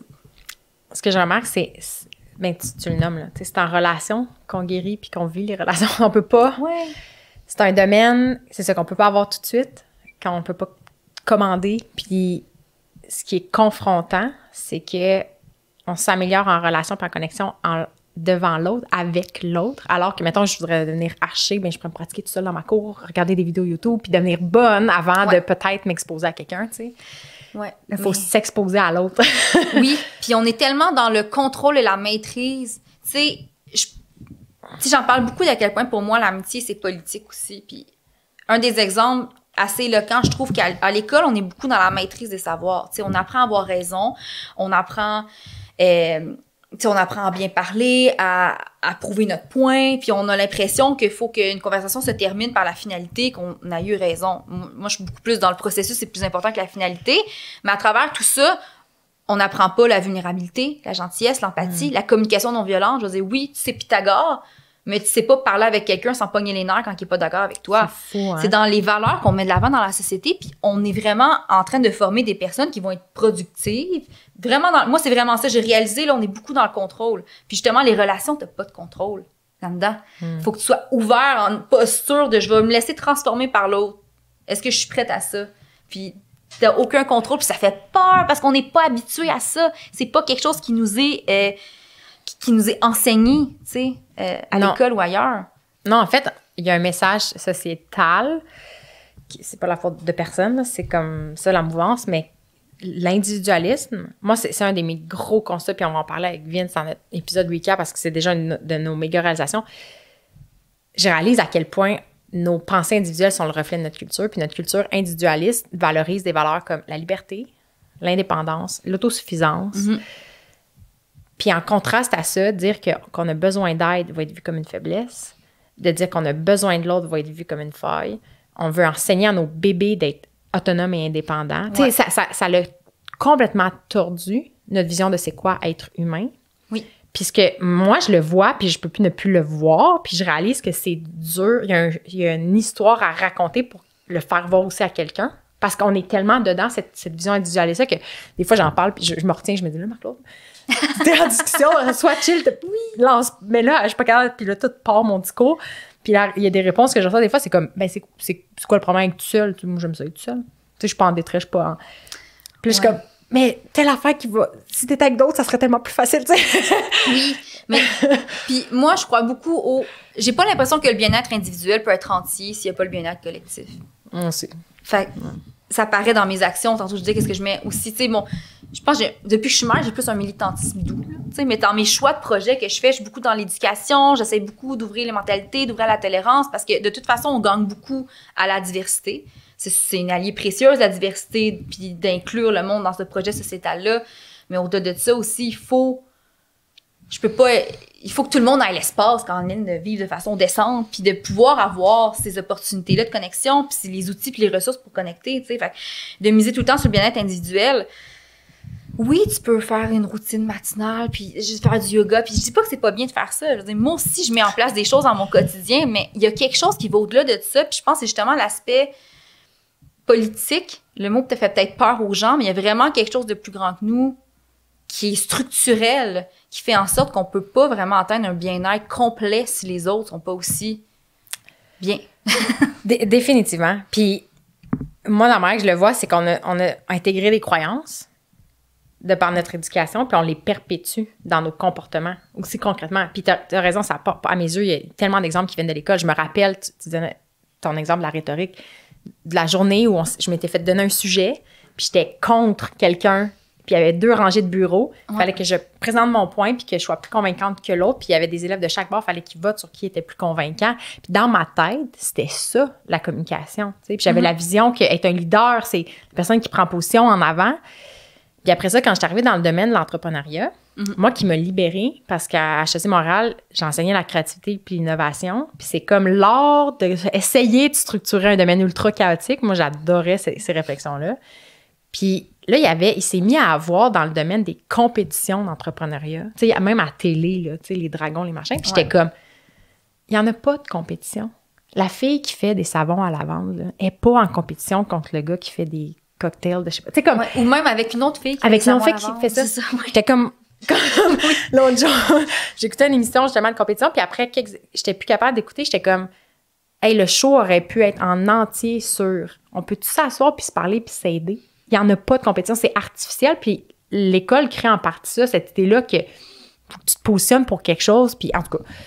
Oui, la logique de compétition est très, très forte. Puis c'est pour ça que même moi, dans mon domaine, tantôt, je disais, hey, au lieu de travailler toute seule, maintenant, je m'en vais, j'essaye de créer des collaborations avec d'autres. C'est pas instinctif, c'est pas quelque chose qui est encouragé, là, ça, tu sais. Parce que c'est difficile encore de travailler avec l'autre parce qu'on a été justement comme socialisé comme ça aussi. Fait que Ouais, c'est vraiment difficile. Puis moi, dans ma maternité, je sors de l'entrepreneuriat, mais parce que je pense trop à ça. Dans ma maternité, moi, je me suis comme un peu débrouillée toute seule rapidement dans ma vie, tu sais. Puis je me valorisais beaucoup avec ça. Hey, je suis forte, je suis capable de faire ça toute seule. Puis j'arrive dans ma maternité, non, je vais être capable de le faire toute seule. Ouais. Puis oui, mais t'es-tu obligée de le faire toute seule? Avec un enfant, c'était ça. Là, avec 2 puis 3, c'est plus t'es capable de le faire toute seule, mais t'es pas obligée, c'est non. T'es pas capable de le faire toute seule. Et c'est normal que tu sois pas capable de le faire toute seule. Tu sais, t'as besoin des autres, puis c'est pas une faiblesse, c'est l'affaire la plus humaine qui soit. T'sais. Fait que ça, pour moi, ça a été vraiment le catalyseur à une réflexion plus grande après, là. OK, c'est correct qu'on soit pas capable de faire les choses toute seule, puis on n'est pas censé les faire de toute façon non plus, tu sais. Mais c'est tellement valorisé. Absolument. Ouais. Et moi, je lisais des écrits là, anthropologiques sur le fait qu'on est supposé élever nos enfants avec d'autres personnes. Puis il y a quand même, au fond de moi, une petite voix qui disait « Je devrais être capable de traverser ça toute seule. » Puis j'avais de la misère à demander de l'aide, mais je pense que c'est normal aussi. Ce que je réalise, c'est on se sent vulnérable de demander de l'aide, puis c'est normal de trouver difficile de demander de l'aide à quelqu'un avec qui on n'a pas une grande proximité. Fait qu'il faut travailler les relations de proximité. Oui, définitivement. Mais je suis curieuse de savoir, toi, ça a été quoi ton breaking point, justement? Fait que tu rentres dans la maternité, t'es comme, je le fais, le go, puis y a-tu un moment précis, tu te rappelles que ça a cassé, là? Ah, c'est vraiment une bonne question. Je me souviens, là, tu sais, avant mes beaux-parents en haut de moi, habitant en haut de chez moi, ça a été beaucoup d'adaptation, tu sais. Puis c'est parce que je suis entrée dans la maternité en n'étant pas la mère que je pensais être. Moi, ça a été un bing bang dans ma vie. Je pense comme beaucoup de personnes, mais je l'ai vraiment vécu comme ça. Je suis vraiment devenue Mama Bear. Là. J'avais tout le temps mon enfant en portage, puis je voulais vraiment le donner à personne. Puis c'est après que j'ai appris que c'était normal que je me sente comme ça. Mais tout le monde était là comme, non, tu sais. Il y avait une file pour prendre mon bébé dans les événements, puis j'haïssais ça, là. Puis je me suis comme vraiment refermée sur moi-même. Puis je me souviens, on me poussait à être autre chose. Tu n'es pas qu'une mère. Oublie pas, tu n'es une femme, tu es autre chose, tu es pluriel. Puis j'étais comme... Je voyais ça comme mal que mon 4e trimestre, j'avais juste envie d'être une mère. Je me suis comme fait violence pour faire une sortie à Manon en le faisant garder mon bébé. Puis je suis revenue avant en braillant. Puis j'étais pas prête, vous allez me laisser tranquille. Fait que je me suis vraiment refermée. Ça a vraiment été difficile de laisser entrer les gens dans cette bulle-là. Puis le breaking point, il est arrivé malgré moi, c'était la pandémie. Genre d'avoir... moi, j'ai eu ma fille qui était mon 2e enfant. J'étais enceinte en pleine pandémie après une fausse couche qui m'avait beaucoup écorché la santé mentale. Je trouvais ça très, très difficile. La pandémie est arrivée. J'étais très anxieuse. Puis là, elle est arrivée, finalement. Là, tout allait bien, mais j'ai réalisé que on avait comme créé notre bulle avec mes beaux-parents, tu sais, qui habitaient en haut de chez nous. Puis j'étais comme, c'est vraiment plus facile. Tu sais, il a vraiment fallu que je sois un petit peu contrainte de le vivre à cause de la pandémie, qui nous obligeait un peu à laisser les autres entrer pour nous aider, tu sais, avec nos enfants, plus de galeries, plus de ça, que j'ai comme réalisé, mon Dieu, c'est vraiment plus facile. Puis c'est correct, tu sais. Puis c'est drôle parce que ces temps-ci, j'ai la réflexion de... Je suis beaucoup dans... J'aimerais vraiment ça avoir un 4e enfant. Puis je le sens au fond de mon cœur qu'il manque quelqu'un à ma famille, mais je suis vraiment dans l'acceptation que ça sera sûrement pas accessible puis possible. Puis c'est comme un grand deuil que je dois vivre parce que j'ai pas assez de filet social. Puis je trouve ça vraiment triste parce que c'est ça qui me manque. Si j'avais ce soutien-là autour de moi qui me permet d'être la mère que je veux être, ben j'en aurais pas. J'aurais pas de questions. Je suivrais mon instinct. Il y a rien de rationnel à avoir 4 enfants, on s'entend, surtout pas dans notre société. Fait que c'est vraiment une décision de cœur. Mais là, je me dis, aïe, fait que faut que je fasse le deuil de quelque chose parce que j'ai pas la communauté puis le village qu'il me faut pour accéder à ce rêve-là puis rester la mère que je veux être. T'sais. Fait que ça, c'est tous des déclics que j'ai dans ces réflexions-là que je trouve tellement difficiles. Puis je trouve ça beau quand même, le chemin que j'ai parcouru de vouloir tout faire tout seul, accepter que l'aide rentre, puis l'en vouloir encore plus, tu sais. Puis je me rends compte que j'ai tellement besoin des autres pour accéder à ce rêve-là, finalement, tu sais. Fait que c'est comme un gros encheminement que j'ai fait sur 5 ans. Hey, mini pause, si cet épisode t'inspire, tu peux inspirer quelqu'un d'autre en retour, tu peux avoir un impact positif sur la vie de quelqu'un d'autre. Tout ce que tu as à faire, c'est de laisser un review pour le podcast de Vivace. Dès maintenant, tu peux prendre ton téléphone, ouvrir ton application d'écoute et laisser un commentaire. Pas besoin de te casser la tête, écris une chose que tu as aimé de la discussion. C'est ce qui nous permet de faire rayonner des idées et c'est ce qui te permet d'aider quelqu'un en retour. Peut-être que c'est encore possible. Peut-être. Je je suis encore... c'est un... J'aurais aimé ça sans... Je pense qu'il y a des personnes qui l'ont, là, l'espèce de sentiment de c'est fini. T'sais, tout le monde est là. Moi, je l'ai pas. Puis je suis vraiment quand même là-dedans parce que c'est dans la société dans laquelle on est, justement, où est-ce qu'il y a rien de rationnel à avoir 4 enfants. Il y a des questions à se poser. Est-ce que je vais pouvoir rester la mère que je veux être, puis la femme que je veux être, puis toutes ces choses-là qui rentrent en ligne de compte. Fait que c'est une réflexion qui est très longue, qui prend de l'espace, qui prend du temps, mais qui est très difficile parce que justement, on dirait que c'est pas vrai que c'est juste ma décision. Tu sais? Okay. Est-ce que tu sens qu'il y a un chronomètre, un timer? Ouais. Tu sais, dans le sens que si tu sens que t'es même déjà dans le processus de deuil, c'est que tu sens qu'il y a une fenêtre d'opportunité. Ouais. Ben, moi, je le sens comme ça. Puis il y a rien de mal à avoir des enfants d'âge séparé, mais tu sais, moi, j'ai comme eu tous mes enfants très rapprochés. T'sais. Puis j'aime ça. Moi, je fonctionne dans la vie par comme saison. Puis là, tu sais, c'était la saison des enfants. C'est ça, c'était ma saison des enfants. Puis j'étais vraiment, tu sais, puis moi, ce discours-là de on est plein. Oui, évidemment que je suis une personne plurielle, mais en ce moment, ce qui prend plus de place dans mon identité, c'est être. Ça va sûrement prendre. Voyons, là. Oui, je vais tout le temps être une mère, là. Mais ce que je veux dire en ce moment, c'est vraiment une grande partie de ma vie, puis ça m'allait, tu sais, parce que ça allait être la saison d'autres choses quand il allait être plus vieux, tu sais. Fait que moi, je vois ça vraiment comme saison, c'est comme ça que j'aborde la vie. Est-ce que je vais avoir une belle surprise? Peut-être, mais en ce moment, où est-ce que je suis, oui, je sens une espèce de besoin de me décider, tu sais, mais en même temps, ça fait pas de sens. Je pense que tout le monde qui m'écoute de l'extérieur font comme « Fille, ça fait 6 mois que t'es déménagée. » T'as encore du temps, T'as encore du temps, calme-toi, tu sais, ça va aller, mais... Ah mon Dieu, j'ai cette espèce d'incertitude, puis les transitions, j'ai vraiment de la misère avec ça. Moi, j'aime ça savoir où je m'en vais, j'aime ça... Si on parlait de contrôle tantôt, là, tu sais, je suis pas complètement détachée de ça encore, même malgré mon bon vouloir, là, parce que j'ai cette espèce d'envie-là de contrôle quand même, là. Moi, on pourrait appeler ça... il y a une connotation négative à contrôle. Oui. Puis, je t'écoute, puis je trouve pas que c'est... que t'es contrôlante. Tu sais, l'image québécoise de la germaine. Là. Ouais. Je pense que l'humain, on a un besoin profond de stabilité puis d'enracinement. Puis qu'avant, notre vie était banale dans ce sens-là. Qu'il y avait moins de possibilités de mode de vie. On était sur un lieu, on le connaissait intimement, on connaissait les gens intimement. Puis que tu ressens comme du contrôle, je pense que c'est un besoin viscéral d'ancrage sur un lieu et avec des personnes. Fait que moi, je pense que c'est juste un besoin légitime. Puis que ton système s'active parce qu'il dit comme il y a quelque chose qui t'appelle vraiment fort. Ouais. Fait que... ancrage. Moi, c'était mon mot fort de l'année. Je choisis tant des mots forts, puis c'était ancrage, justement.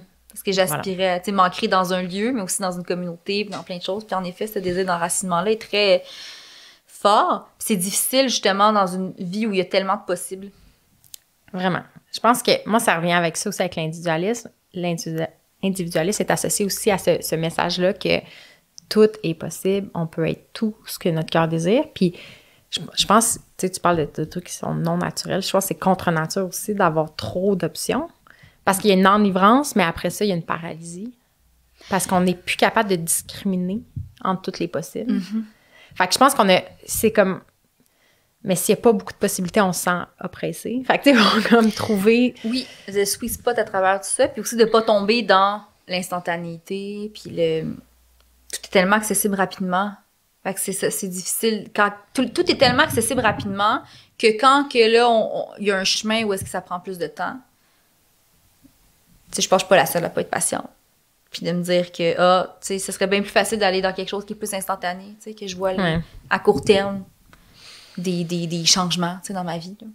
Moi, je suis pas particulièrement patiente non plus. Vince, Sophie, quand tu disais que t'étais pas patiente, tu dis, tu vas bien t'entendre avec Marc-là. Moi, je pense qu'il y a quelque chose que ça me... Adresser mes amitiés en ce moment, ça m'amène à ralentir. Comme, tu sais, on dirait que c'est un train qui allait à pleine vitesse dans la vie. Puis c'est ça que Marc Aurèle, en fait, son arrivée dans ma vie a représenté. C'est comme là, t'es obligé de ralentir. Tu peux pas. C'est au-delà de tes forces de continuer d'avancer à cette vitesse-là. Puis, fait qu'il y a quelque chose de beau là-dedans. Hey, j'ai complètement perdu l'idée où je m'en allais avec ça. De ralentir. De ralentir la lenteur. Oui, on parlait d'enracinement. Puis l'instantanéité. Ouais. En tout cas, je reviendrai.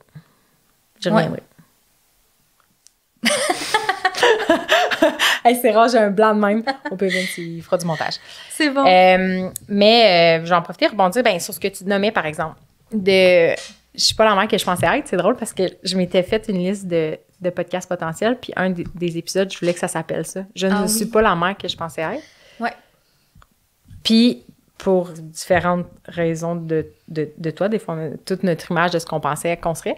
Puis la question d'est-ce que vous aurez un deuxième enfant, elle nous revient beaucoup ces temps-ci. J'en doute pas, les gens veulent savoir. Le prochain, oui. Puis la réponse, c'est la même que toi. Il y a une partie de moi qui je peux pas concevoir que j'aurais juste un enfant. Je viens d'une famille de 4 avec une surprise à la fin. Fait que on est comme toutes collées, puis j'ai 7 ans avec la plus jeune. Puis il y a une partie de moi qui peut pas concevoir que j'aurais une configuration familiale de juste un enfant. Parce que j'ai apprécié avoir des frères et sœurs. Puis il y a une autre partie de moi qui est pas capable d'imaginer la vie avec un autre enfant en ce moment, puis revivre la même chose, la même solitude. Ouais, t'as vécu beaucoup, toi, parce que vous étiez encore à Montréal quand il est né? Vous étiez déjà ici? Oui, on était déjà à Montréal. Fin de pandémie, qu'il y a encore des confinements, des services qui n'existent pas. Nos amis, des belles amitiés ont quitté la ville pour d'autres raisons. Nous, c'était vraiment... J'ai trouvé ça excessivement difficile. Puis c'est ça. C'est là que j'ai réalisé que la solitude était pas normale. Puis c'est la plus grande détresse que j'ai ressentie de ma vie.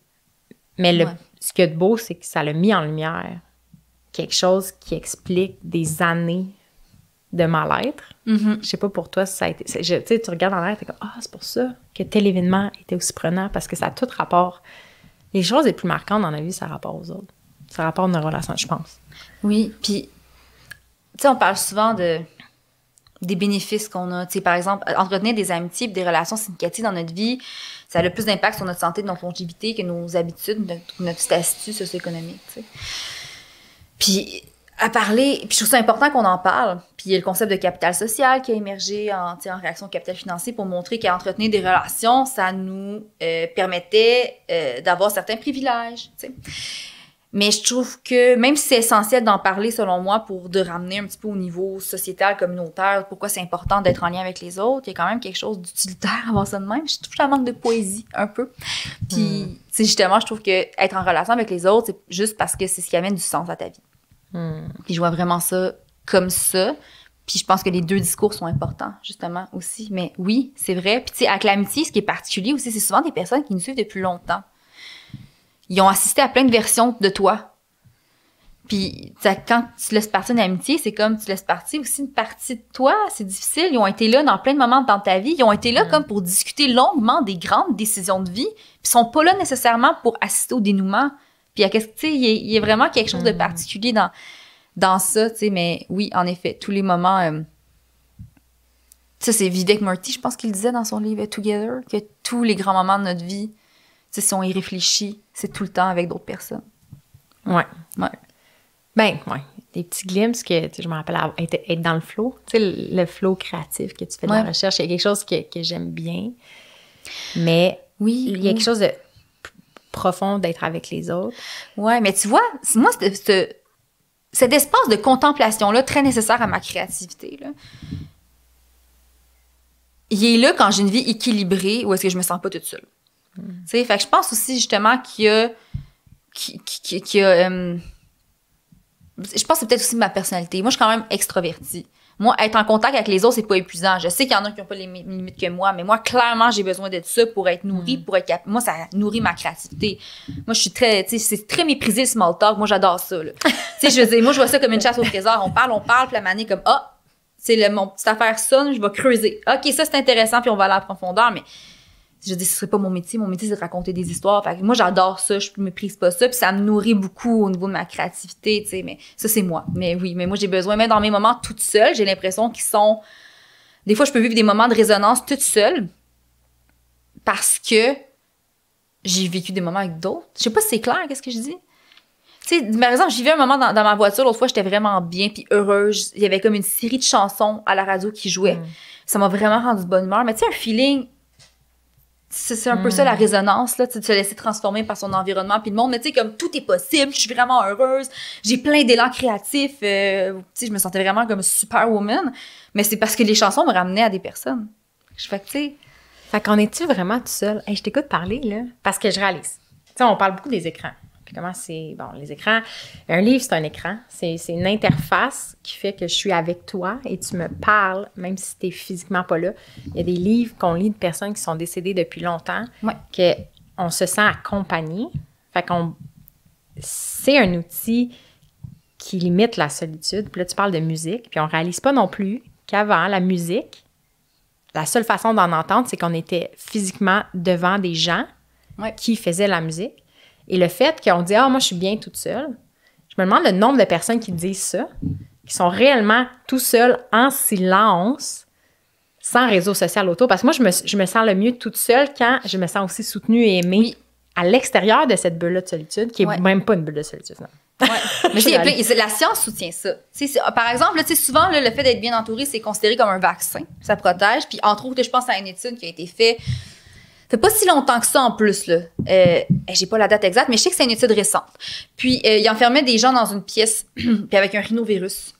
Puis, les personnes qui étaient dans la pièce puis qui avaient un bon réseau de soutien à l'extérieur, pas à l'intérieur avec eux, attrapaient moins le virus que les personnes qui vivaient de la solitude. Puis ça, ce genre d'étude-là est comme dupliqué un peu pareil partout, puis c'est tout le temps montré. Les statistiques de guérison de cancer, entre autres, chez les personnes, les gens sont pas nécessairement tout le temps à leur chevet, mais de se sentir soutenu dans la vie, ça va améliorer tes chances de guérison. Donc ça, c'est soutenu par la science que le fait de se sentir seul. Puis ça, tu peux aussi entourer puis te sentir seul quand même. La solitude, c'est quelque chose que tu vis, c'est une insatisfaction face à tes relations. Puis tantôt, on parlait justement de « Je fais partie d'un réseau ». Le livre de Village Effect de Susan Pinker, elle a fait un TED Talk qui parle des super-organismes. Ça, les super-organismes, c'est comme une envolée d'oiseaux, une forêt, une ruche d'abeilles, une meute de loups. En gros, là, c'est d'étudier un organisme comme un tout plutôt que d'étudier ça comme des êtres individuels. Puis, elle, selon elle, si on agrandissait cette façon de voir les choses-là à l'être humain, on pourrait expliquer beaucoup de choses au niveau de la criminalité, de la dépendance, etc., etc. Donc, elle encourage les gens, mais en fait, elle encourage vraiment comme est-ce qu'on voit les humains plutôt comme que des entités seules, que des parties d'une société, d'une famille, d'un tout, d'une organisation. Puis, c'est un peu le principe puis de ça découler les prescriptions sociales. C'est au niveau de la santé publique. Maintenant, quand tu vas chez le médecin, on ne voit plus comme un être humain qui a des problèmes physiques, on te voit comme quelqu'un, une personne qui fait partie d'une famille, d'un lieu de travail, d'un groupe d'amis, d'une société. Puis, je vais scanner ta solitude, puis je vais scanner quels moyens tu pourrais prescrire, va faire un club de lecture, appelle plus tes parents, tu sais. C'est grossièrement résumé, mais c'est quelque chose qui est parti en Angleterre, qui s'est rendu en Ontario, puis ça a été beaucoup de bénéfiques parce que justement, on voit justement la santé comme quelque chose de structurel, beaucoup plus que comme une espèce de silo, de ça se passe juste dans ton corps et c'est biologique, tu sais. Ouais, absolument. Encore une fois, si on voit l'individu, tu sais, t'arrives chez le médecin puis ils vont analyser des paramètres dans ton corps puis ils vont peut-être poser quelques questions sur ta santé psychologique, mais c'est tout. Alors, au lieu de nous voir comme un être vivant dans un écosystème en entier puis de questionner l'écosystème. Ça, c'est un biais monumental de l'approche en santé, en éducation. C'est immense. Ouais. Puis dans tout, criminalité aussi, je veux dire, comme tellement de domaines qui gagneraient à étudier justement ça, comme on est des organismes, on est des écosystèmes.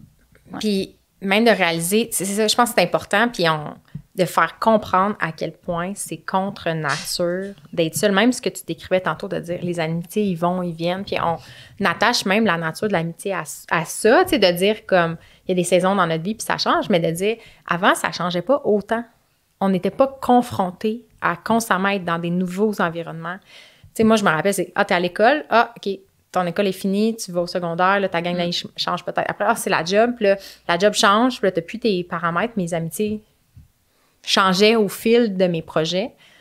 Mais ça aussi, c'est une catastrophe non naturelle dans le sens où de devoir se trouver des amis. Constamment. Ouais. Il y a plus de mobilité aussi. Puis c'est pour ça que les sociétés occidentale, entre autres, là, où est-ce qu'il y a plus de mobilité, ils vivent plus de solitude, parce que les gens se déplacent tellement. davantage plutôt que de vivre à un endroit, tu sais. Justement, on parlait des possibles, là, mais ça affecte nos relations aussi, là. Tout est possible, tu peux aller n'importe où, vivre ta vie n'importe où, tu sais. Ouais. Fait que tu te déracines à chaque fois, puis... Puis ça revient au modèle individuel de dire, finalement, qu'est-ce qui est prioritaire, tu sais.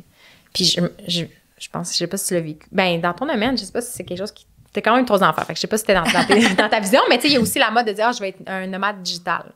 Je peux travailler de n'importe où. Ouais. Puis il y a une partie de moi qui voit ça encore comme, wow, c'est cool, cette liberté-là. Mais je suis plus dans une saison où là, je veux m'ancrer. Ouais, ben moi, je romantissais ça beaucoup, un peu comme l'autosuffisance. Wow. OK. Puis, tu sais, vivre ça comme une expérience où je sais que ça a une date de fin. Tu sais, mettons, aller vivre 1 an quelque part, peut-être. Mais de me dire comme même ma vie, c'est de voyager constamment puis de m'enraciner nulle part. Je peux comprendre cet appel-là de plein de personnes parce que c'est tellement associé à une espèce d'ouverture au monde puis d'apprentissage multiple. Mais tu sais, moi, je suis comme... Je pense pas que c'est adapté à ma personnalité de faire ça. Même si je voudrais donc. Mais moi aussi, je pense que je romantissais ça beaucoup. Puis finalement, là, ce que je romantise plus, c'est comme vivre dans un éco-village.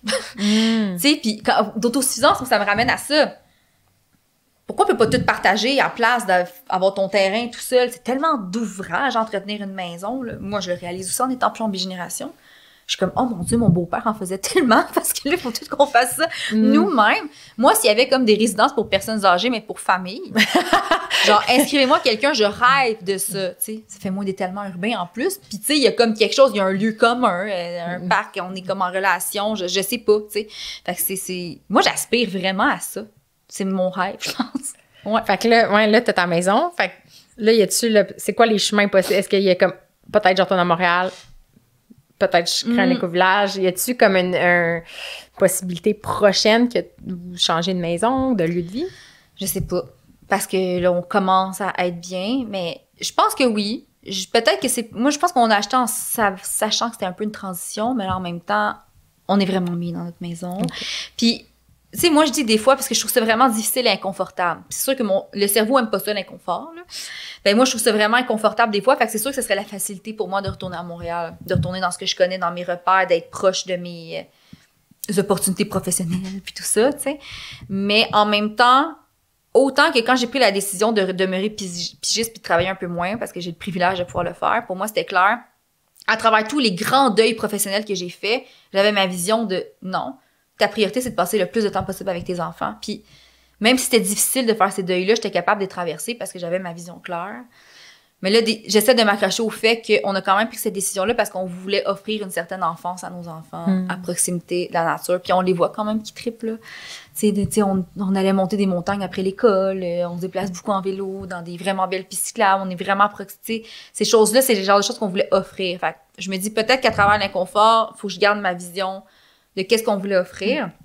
Mais rien n'est immuable. Puis peut-être qu'il y a des opportunités qui vont changer notre trajectoire de vie. Là, mais pour l'instant, mon objectif, c'est d'être bien.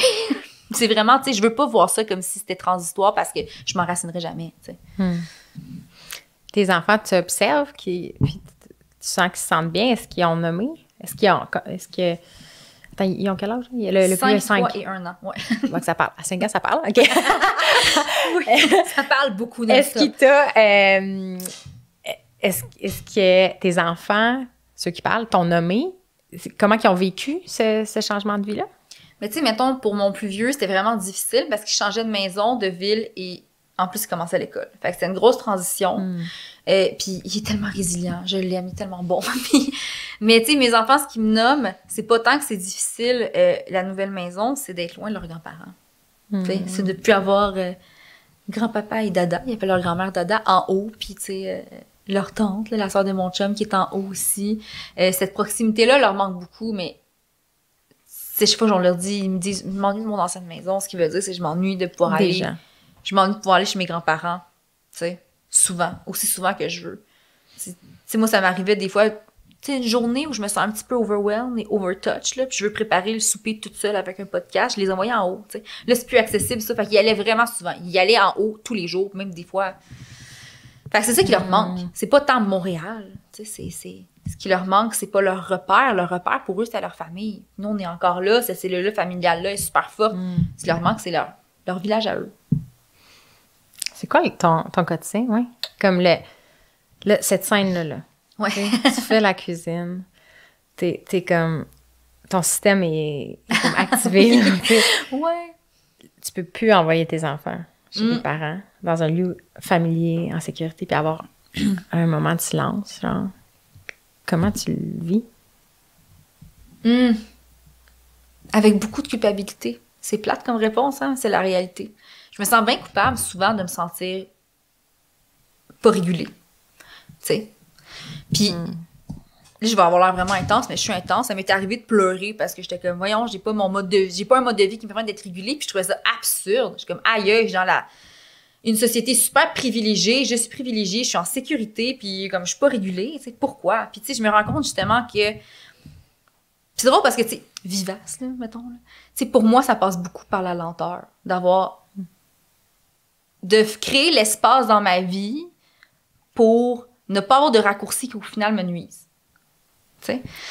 Fait que, tu sais, mettons, par exemple, parce que moi, je carbure au projet, je suis vraiment créative, je dis oui à tout, je m'embarque dans plein d'affaires, puis des fois, je suis un peu essoufflée de ça, mais j'aime ça en même temps être occupée, tu sais. Mais des fois, je vais me dire, je vais prendre ma voiture parce que ça va aller plus vite puis j'ai trop de choses à faire. Mais, tu sais, j'aurais pu prendre mon vélo, même si ça prend 2-3 fois le temps, puis ça, c'est plus proche de mes valeurs, puis c'est plus proche de réguler mon système, puis... Fait que des fois, c'est ça, faut créer cet espace-là, puis des fois, j'arrive pas à le créer. Fait que là, dans une situation dans ma cuisine, tous mes enfants sont là, puis je suis pas capable, tu sais, on cuisine souvent ensemble. Puis quand je suis pas capable, ils cuisinent avec moi, tu sais, puis qu'ils veulent pas être redirigés vers une autre activité. Qu'est-ce que je fasse? Il y a comme pas de réponse. J'essaie du mieux que je peux, mais ça passe par beaucoup de culpabilité de pas arriver à le faire. Puis encore une fois, il faut que je me rappelle, mais c'est correct que tu sois pas capable quand t'es toute seule de le faire, tu sais. Je les envoie dehors, ils sont bien contents. On a une cour maintenant, hein? C'est un grand avantage. Bon, je jouais beaucoup plus dehors. Tu sais, avant, c'était comme, fallait que ça se planifie, aller au parc. Ouais. Ben, merci de décrire ce moment-là parce que je suis absolument convaincue qu'il y a tellement d'autres personnes qui l'ont vécu, incluant moi. Et moi aussi, j'ai déjà pleuré tellement de fois parce que je pognais les nerfs. Puis le message que j'avais, la seule chose qui m'apaisait, c'est on dirait que la vie me disait « Marc-Claude, t'es en détresse. Tu sais, toi, t'es pas bien. Puis c'est normal que tu sois pas bien dans ce contexte-là. » Puis Vince, c'est lui souvent qui reprenait la balle au bon puis qui s'occupait de Marc-Claude. Puis j'ai eu la chance que lui aussi me le disait. Tu sais, j'étais plus sévère envers moi que lui l'était. Puis il me rassurait là-dedans, disait j'étais là, c'est tellement tough. Puis il était comme, c'est normal que ce soit difficile, Marc-Claude. Tu sais, fait que ça m'a fait du bien au moins qu'il valide ce que je voyais ou ce que je sentais, là. Ouais. Oui. Non. Je pense, tantôt, tu as parlé que être avec les autres, c'est le sens de la vie. Tu sais, on peut nommer toute la liste des bénéfices physiques, machin, l'espérance de vie, la santé, tout. Comment on explique le sens de la vie? Parce que nous aussi, avec le mouvement, ça en est rendu là, c'est de dire, c'est le sens de la vie. Puis là, c'est comme, là, la question, comme, comment on définit cette chose de manière plus poétique que scientifique, même. Ouais, de pas voir ça comme instrumental, de tout ce que ça m'apporte. Ben, moi, le chemin que j'ai trouvé dans mon livre, je parle de la résonance, qui est un concept de Hartmut Rosa, qui est un philosophe. Puis dans le fond, c'était Là, je vais vraiment grossièrement résumer ça, mais comme, allez le lire. C'est vraiment... Moi, ça l'a vraiment ouvert plein de portes. C'est en réaction à l'accélération du monde. Puis l'état de résonance, c'est de être en vulnérabilité entière pour se laisser transformer par les autres et son environnement. Puis pour être en posture de vulnérabilité comme ça, ben on peut pas être pressurisé. Puis on peut pas être dans un mode de vie où est-ce qu'on a peur, où on est dans le contrôle. Parce que, tu sais, le contraire de vulnérabilité, c'est le contrôle, c'est la maîtrise de soi, etc. Donc, comment qu'on atteint cet état-là de résonance, puis qui peut être des petites choses, puis c'est pas tout le temps dans le slow living, là, ça peut être vraiment plein d'adrénaline. C'est comment qu'on atteint cet état-là qui me permet vraiment de connecter sincèrement avec l'autre, tu sais. Puis je pense que le sens de la vie, c'est un peu de vivre le plus possible de ces moments-là. Puis la résonance n'est pas disponible sur demande. Les gens vont essayer. Ils vont aller dans des retraites de yoga, puis essayer de commander la résonance, tu sais. Puis ça arrive pas comme ça. Puis tu peux écouter une chanson, puis tu vis de quoi, là, qui te transforme, puis tu vas la réécouter plein de fois après, puis tu revivras jamais ce moment-là. Fait que c'est d'essayer de vivre. Puis les enfants sont en état de résonance presque constante. Ils sont ouverts au monde, à apprendre, sont curieux. La curiosité, c'est tellement important, là.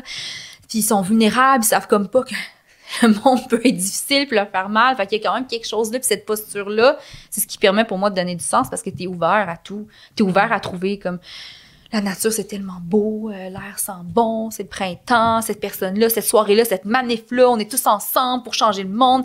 Ce livre-là, mon Dieu, on dirait qu'il a été écrit pour moi. Tu sais, il y a plein de choses dans la vie qui peuvent faire en sorte que ça fait du sens que tu vis. Mais pour moi, ça passe par cette posture-là. Est-ce que t'as l'espace et les outils, les ressources nécessaires pour te laisser transformer par les autres et ton environnement, tu sais?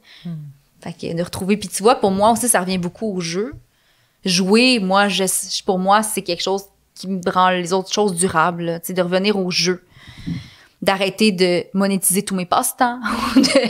C'est de me rendre compte que je peux faire de quoi dans laquelle je suis pas performante, tu sais, juste pour le plaisir, de bouger sans que ça soit comme parce qu'il faut que je bouge.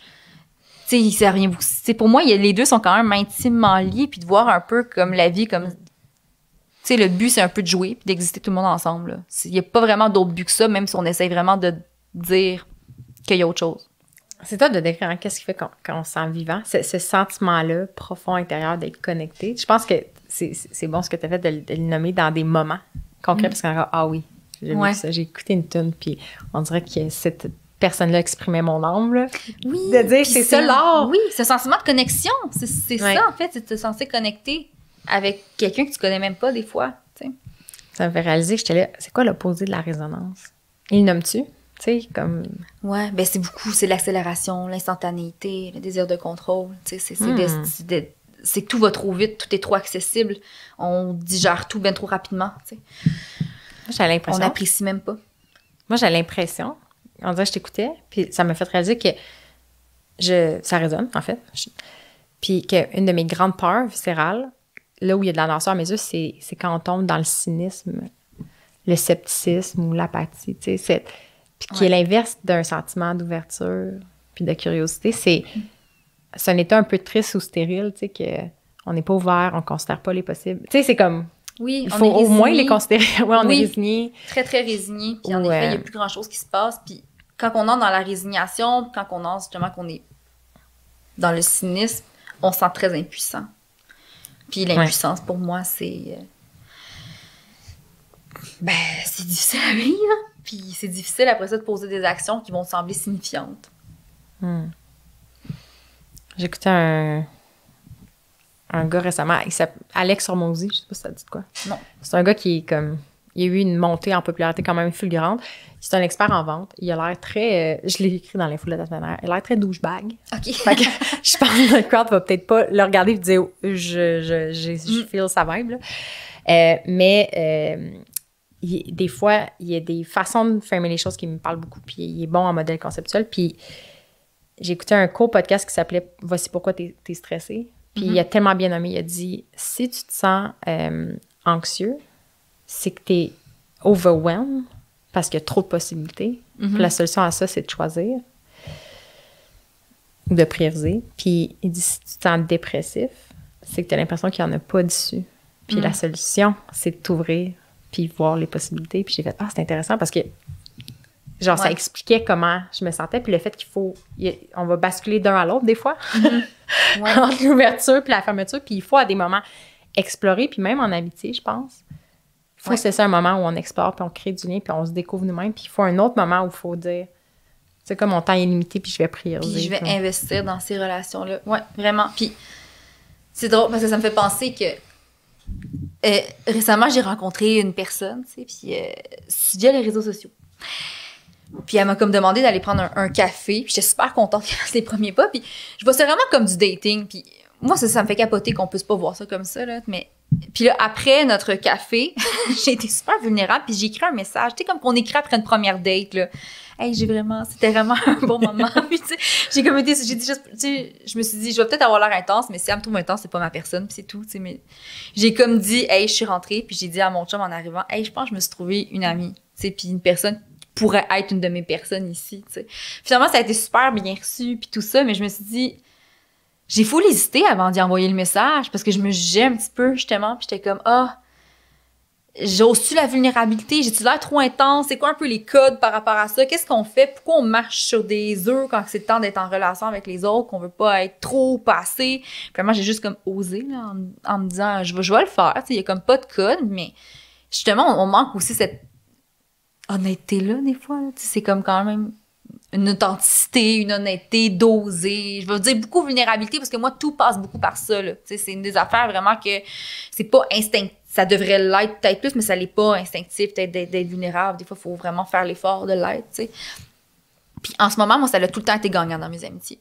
D'oser cette vulnérabilité-là, puis de mettre carte sur table, puis d'être authentique dans ce que je veux, ce que je recherche, puis comment je me sens. Ça m'a vraiment beaucoup servi, puis ça a vraiment créé une sécurité émotionnelle importante dans nos amitiés. Quand on est en lien, des fois, dans un couple, il y a une espèce de contrat non dit. En amitié, il n'y a pas ça. Il n'y a pas une affaire d'exclusivité. Il n'y a pas un...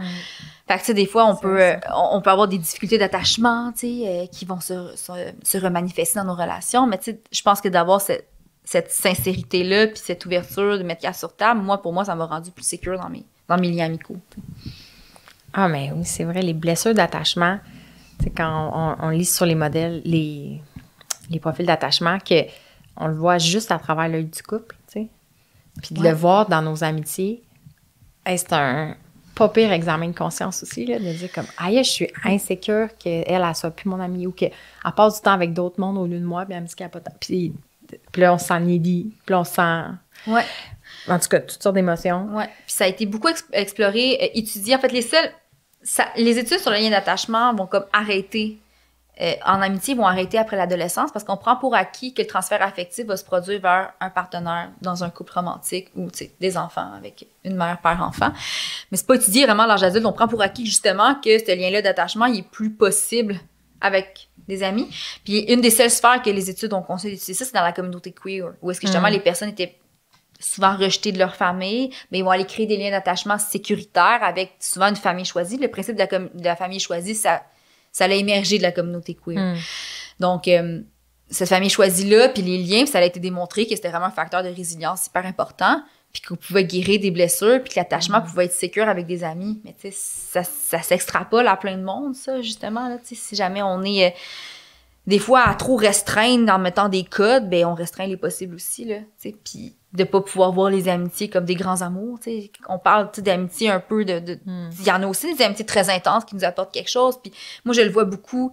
Je l'ai plus vu, justement, avec des femmes célibataires, tu sais, souvent, ou des mères monoparentales, où est-ce que dans le couple, ça n'a pas fonctionné, puis ils vont se mettre ensemble, puis ils vont décider, c'est ça, notre unité familiale, maintenant. Notre famille choisie, c'est nous, puis on vit ensemble, puis on fait famille autrement, tu sais. Fait que quand on déconstruit les codes puis qu'on ose aller explorer ailleurs, on gagnerait beaucoup. Tu sais, juste au niveau, quand je dis que c'est structurel, il y a de plus en plus de personnes, on n'est plus dans la famille nucléaire, il y a de plus en plus de personnes qui restent célibataires par choix, qui veulent pas d'enfants. Ça veut pas dire que ces personnes-là n'ont pas de personne dans leur vie. Ils peuvent acheter une maison avec cette personne-là, ils pourraient, tu sais, partager leur vie. Pourquoi on peut pas séparer les assurances avec comme, pourquoi on peut pas, des fois quand que, tu sais, juste à l'hôpital, la règle de c'est de la famille proche, c'est difficile pour certaines personnes au niveau des amis d'y aller. Fait qu'il y a des petits détails comme ça qui font comme, on laisse place aux amis, puis pourtant, ces modèles-là de vivre ensemble de façon intime, ils sont en train, là, sont en train de se placer, sont en train d'émerger, là. C'est tellement vrai. Puis on peut inviter les gens à questionner leur propre modèle comme ça, parce que, tu sais, on parlait de la colocation tantôt. Tu sais, je me rappelle quand c'était une colocation, mettons un couple puis une autre personne, je trouvais ça, j'étais là, il y a quelque chose de débalancé, tu sais. Est-ce que la personne tout seule trouve ça bizarre d'être chez le couple, c'est comme si c'était plus chez eux.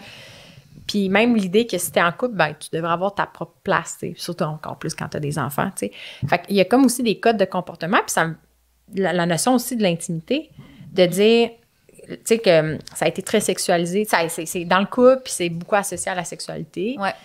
Puis on dirait que ça fait que la substance, l'essence de l'amitié, qu'est-ce qui reste? Ouais. Tu sais, tu me fais réaliser, c'est un contrat social qui n'est pas clair, mais je réalise que l'intention non plus de l'amitié n'est pas claire.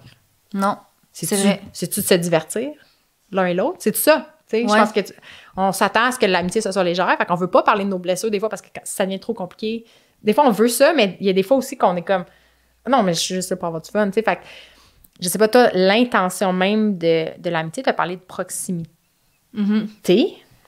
Ouais. Y avait-tu d'autres fonctions? Je sais pas, ça fait très utilitaire, mais. Oui, mais tu sais, par exemple, au niveau du couple, OK, il y a des études qui ont démontré, puis je dis beaucoup d'études, là. Je dis pas ça au hasard, là. J'ai comme 569 de bas de page, là.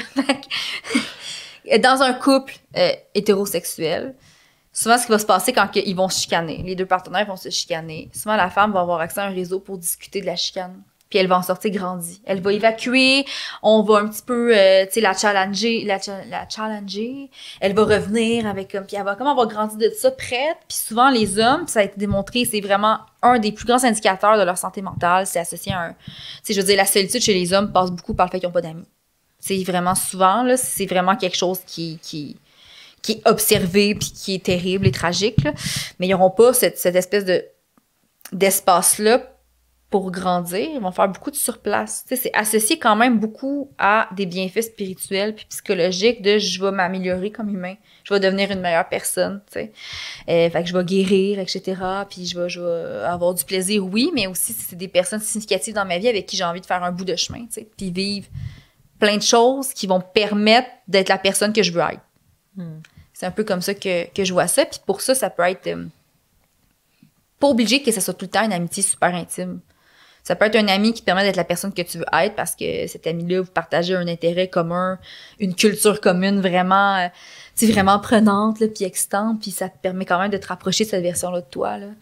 Ouais, c'est comme, faut prendre l'amitié au sérieux, mais il faut aussi comme pas mettre trop de pression sur les personnes mêmes qu'on côtoie. Tu sais, dans le sens que faut avoir ça à cœur, mais faut pas que la personne devant nous sente le poids d'une responsabilité. Je sais pas comment le dire, là, tu sais, mais en même temps, il faut s'engager. Je sais pas l'engagement. Oui, mais il faut s'engager. Oui, justement, ça, c'est super important. Faut... parce que pour moi, ça passe par l'attachement sécurisant, tu sais. Quand il y a un engagement...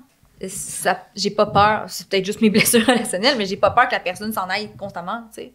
Il y a quelque chose qui est de démontrer en action que je suis engagée dans cette relation-là, puis que je me vois à long terme, puis que t'es important pour moi. Il y a je sais pas, il y a des trajectoires de vie qui sont déterminées beaucoup par les amis, c'est des choses que tu vis, puis je pense juste que c'est de pas hiérarchiser l'amour, tu sais. De le mettre sur le top, tu veux dire, mettons. Mais tu sais, c'est comme le couple est vraiment mis au top, c'est comme si l'amitié, c'était un sous-amour. Mais c'est un amour tout seul. Tu sais, c'est comme ça existe, puis ça peut être égal, puis ça peut t'apporter complètement autre chose, ça peut même t'apporter le même genre d'affaires que tu vas partager avec un ou une partenaire de vie, là. Fait que c'est vraiment de... Ouais. Non, c'est vraiment juste de faire de la place puis d'y donner le sérieux que ça peut avoir. Je pense que c'est surtout ça. On a tendance à faire comme si. Puis, c'est quoi la théorie? Il y a une théorie de... Hey, j'oublie le nom, ça va me fâcher, là, mais il y a une théorie qui dit que quand tu arrives en fin de vie, tu vas faire plus de place spontanément pour toutes les choses importantes. Puis la première chose qu'ils ont remarqué que les gens faisaient de la place, c'est leurs amitiés dans la vie. Tu sais, comme si on attendait que ça soit presque fini pour leur faire de la place à ces personnes-là. Mais à quel point ça aurait pu bénéficier ta vie avant. Tu sais, pourquoi courir? Tu sais, on court vers la mort quasiment pour arriver aux choses signifiantes, mais mets-les d'emblée avant quand tu as les privilèges de pouvoir faire ça. Mais tu sais, il faut vraiment, c'est de l'espace que tu dois créer pour faire ton village. Tu peux y aspirer quand tu fais pas d'action concrète, quand c'est pas arrimé, ça se passe pas. Mais ça passe par toi, mais ça passe aussi par déconstruire des choses culturelles, des codes culturels, la hiérarchisation de l'amour. Ça passe par des mises en place de politiques qui permet on parlait d'éducation tantôt, fait que c'est tellement multifactoriel que tu peux pas juste faire comme moi, je veux faire de la place à mes amis, mais tu peux bien essayer tout seul, mais c'est difficile des fois, là. C'est difficile, parce qu'il y a un mode de vie avec ça. Tu sais, justement, juste le fait que par le rythme de vie, le rythme du travail, le rythme de l'école, ça remplit les journées, ça rythme les journées, puis ça influence les rencontres, puis les lieux possibles, puis... Mais je vais rebondir sur ce que tu disais par rapport à la fin de vie. Tu sais, je réalise que l'essoufflement, tu sais, cette idée-là d'avancer vers un futur, je pense qu'il y a une énergie qui vient en fait qu'on a un besoin pas comblé profondément. La résonance, le mot qui émerge beaucoup dans ma vie ces temps-ci, c'est l'amour. Juste le besoin, excuse-moi, d'aimer puis d'être aimé. Puis que ça, normalement, on est dans une communauté qui nous offre ça. Fait qu'on n'a pas à le trouver, on n'a pas à construire ça de nous-mêmes from scratch. Puis j'ai l'impression, on dirait que là, ça me fesse d'en face à quel point c'est évident que le hamster wheel, là, Ouais. C'est juste ça. On a un vide. Puis c'est le classique là, discours spirituel qu'on essaie de combler ce vide-là avec des choses externes qui ne peuvent et ne pourront jamais compenser l'amour. Les objets, la carrière, le fame, ça peut juste jamais. Il n'y a pas d'équivalent à être devant quelqu'un qu'on aime puis sentir qu'il nous accueille comme on est en retour. Ouais. Puis peut-être que ça prend des décennies dans le contexte actuel pour faire « Hey, je l'ai eu la carrière, je l'ai eu ces affaires-là. » Il a comme fallu vivre ces milestones-là pour que ça nous frappe d'en face puis dire « Hey, je me sens encore comme de la merde. Genre, qu'est-ce qui me manque? » Ouais. Je sais pas. Moi, on dirait que je peux voir cette trajectoire-là de l'humain en ce moment. Puis, ouais. Puis pourtant, ce discours-là, je pense à Bell Hooks qui a écrit beaucoup sur le fait que l'amour, c'était une révolution, un acte radical, que tout ce qui se passe dans la société qui fonctionne pas, c'est par manque d'amour, d'amour radical, tu sais. Ça fait longtemps là, que ces écrits-là existent, qu'on en parle. Toutes les philosophies parlent juste de ça. De ça, tu sais. Ouais. Puis justement, on dirait que, est-ce qu'il faut qu'on le vive tout le temps pour y croire, l'expérimenter pour le savoir, tu sais. Même au niveau de la solitude, c'est pas niveau, là, tu sais, on parle d'épidémie de solitude beaucoup, là. Je sais, depuis les années 90, là, de Robert Putnam avec Bowling Alone. Dans le fond, c'est un essai, ça, pour les gens qui ne connaissent pas, que il a comme réalisé que dans les ligues de bowling américaines, en fait, il y avait moins de monde qui jouait au bowling dans les ligues le week-end. Les gens jouaient tout seuls, jouaient ailleurs, ils n'étaient plus inscrits dans des ligues. Donc là, il s'est mis à observer et faire des milliers d'entretiens. Puis il a réalisé un effritement du capital social. Les gens votent moins, sont moins impliqués dans leur communauté, parlent moins à leurs voisins, appellent moins leurs parents, etc., etc., etc. Donc, il y a vraiment eu un effritement du capital social. Ça date des années comme 90. Là. Puis avant ça, tu sais, je veux dire, avant ça aussi, il y a des écrits là, qui parlent du fait que... Là, je vais avoir l'air vraiment intense, mais c'est dans les origines du totalitarisme. Là, on parle que pour accéder à un état totalitariste, il faut juste couper les liens communautaires. Ah, faut que tu divises les gens. Faut que tu divises les gens puis tu les isoles. Fait que déjà, tu le sais que c'est tout contre nature, puis les gens, il y a un système qui bénéficie de ta solitude. Ça, il faut le comprendre, je pense. Ça peut paraître gros puis intense ce que je dis, mais il faut le comprendre. Si c'est présent, c'est parce que quelqu'un en bénéficie en ce moment. Ensemble, on est plus fort, mais c'est aussi quelque chose qui est naturel, instinctif, tu sais. Mais je trouve ça surprenant qu'on parle d'épidémie de solitude comme c'est quelque chose de nouveau, puis pourtant, mais ça, je pense que c'est la nature humaine. Hein. Se faire dire des affaires, c'est que la crise climatique, c'est un peu la même affaire. Là. On se le fait dire, puis il faut que les forêts brûlent pendant 8 mois pour qu'on se rende compte que... Je pense qu'on soit touché personnellement par quelque chose. J'étais en discussion avec une mère récemment, puis elle disait, est-ce qu'on va être capable de toucher les gens puis d'éveiller des consciences avant que les gens vivent l'état de désespoir puis de désarroi qu'on a vécu, mettons, qui a été, nous, notre wake-up call, tu sais. Est-ce qu'on est capable... Il y a une citation récemment, j'avais découvert, c'est « Tu vas changer par design ou par désastre? » Ah, wow! Puis j'ai entendu la même chose dans le positif, là, tu vas changer par design ou par épiphanie. Mais autant le désastre que l'épiphanie, c'est plus aléatoire. Fait qu'est-ce qu'on veut reprendre notre pouvoir puis agir de manière proactive? Mais est-ce que c'est possible d'être proactif quand on ressent pas un besoin, un appel tellement profond qu'on peut plus l'ignorer, tu sais? Grande question. Moi, je me pose la question. J'espère que j'ai pas la réponse. C'est de dire, est-ce qu'on va être capable, par ces discussions-là, qu'il y a des gens qui réalisent certaines choses puis qui embarquent dans un modèle de changement avant que ça soit trop tard, trop criant. C'est pas le patron humain en ce moment, mais tu sais, de manière super concrète, là, il y a des gens qui bénéficient de la solitude. Là. Ça peut être aussi simple, là, sans qu'il y ait de méga plans. Là. Le fait qu'on ait des maisons individuelles, on paye chacun une hypothèque. Il y a des gens qui font plus d'argent avec ça. Puis il y a des gens qui veulent construire des mini-maisons à certains endroits puis ils n'ont pas le droit parce que les plus petites superficies payent moins de taxes municipales. C'est con de même, là. Oui, puis puis il y a beaucoup de municipalités qui, c'est pas légal, les maisons bigénérationnelles.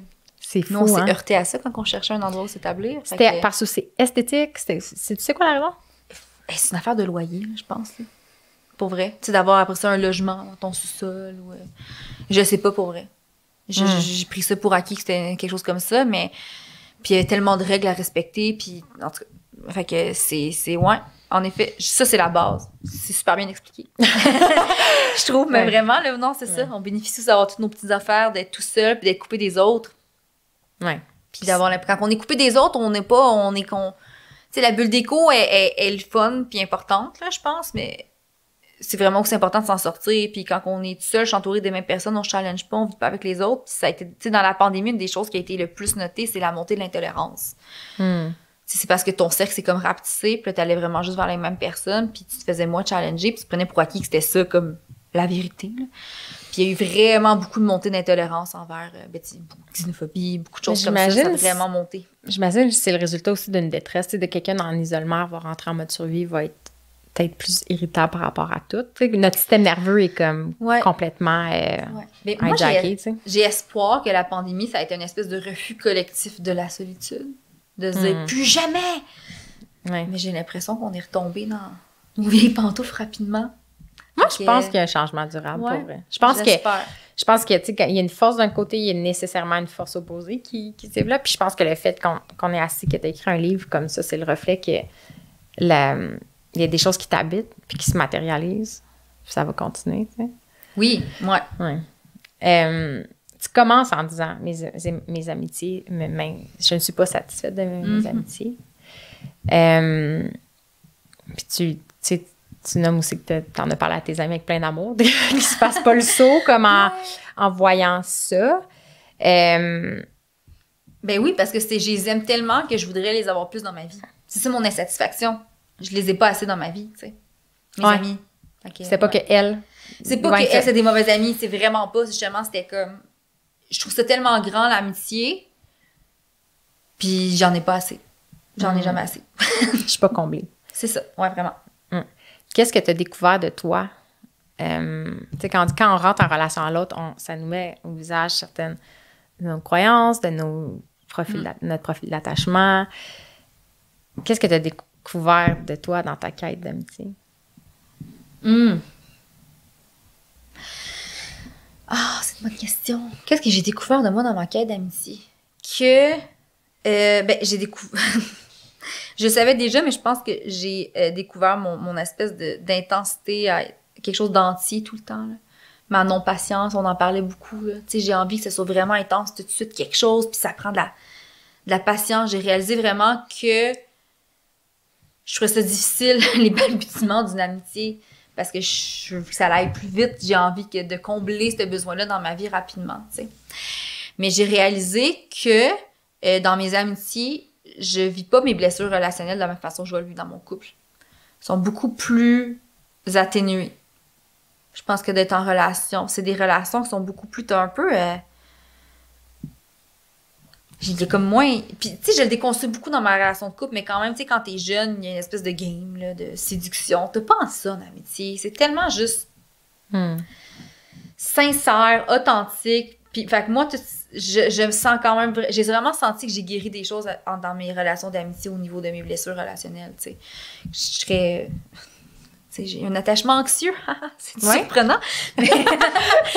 Mais oui, j'ai beaucoup d'anxiété dans ma vie. Là, c'est vraiment un grand pan de ma personnalité, cette anxiété-là. Mais oui, puis tu sais, moi, attachement anxieux, c'est quelqu'un qui va s'agripper vite aux personnes.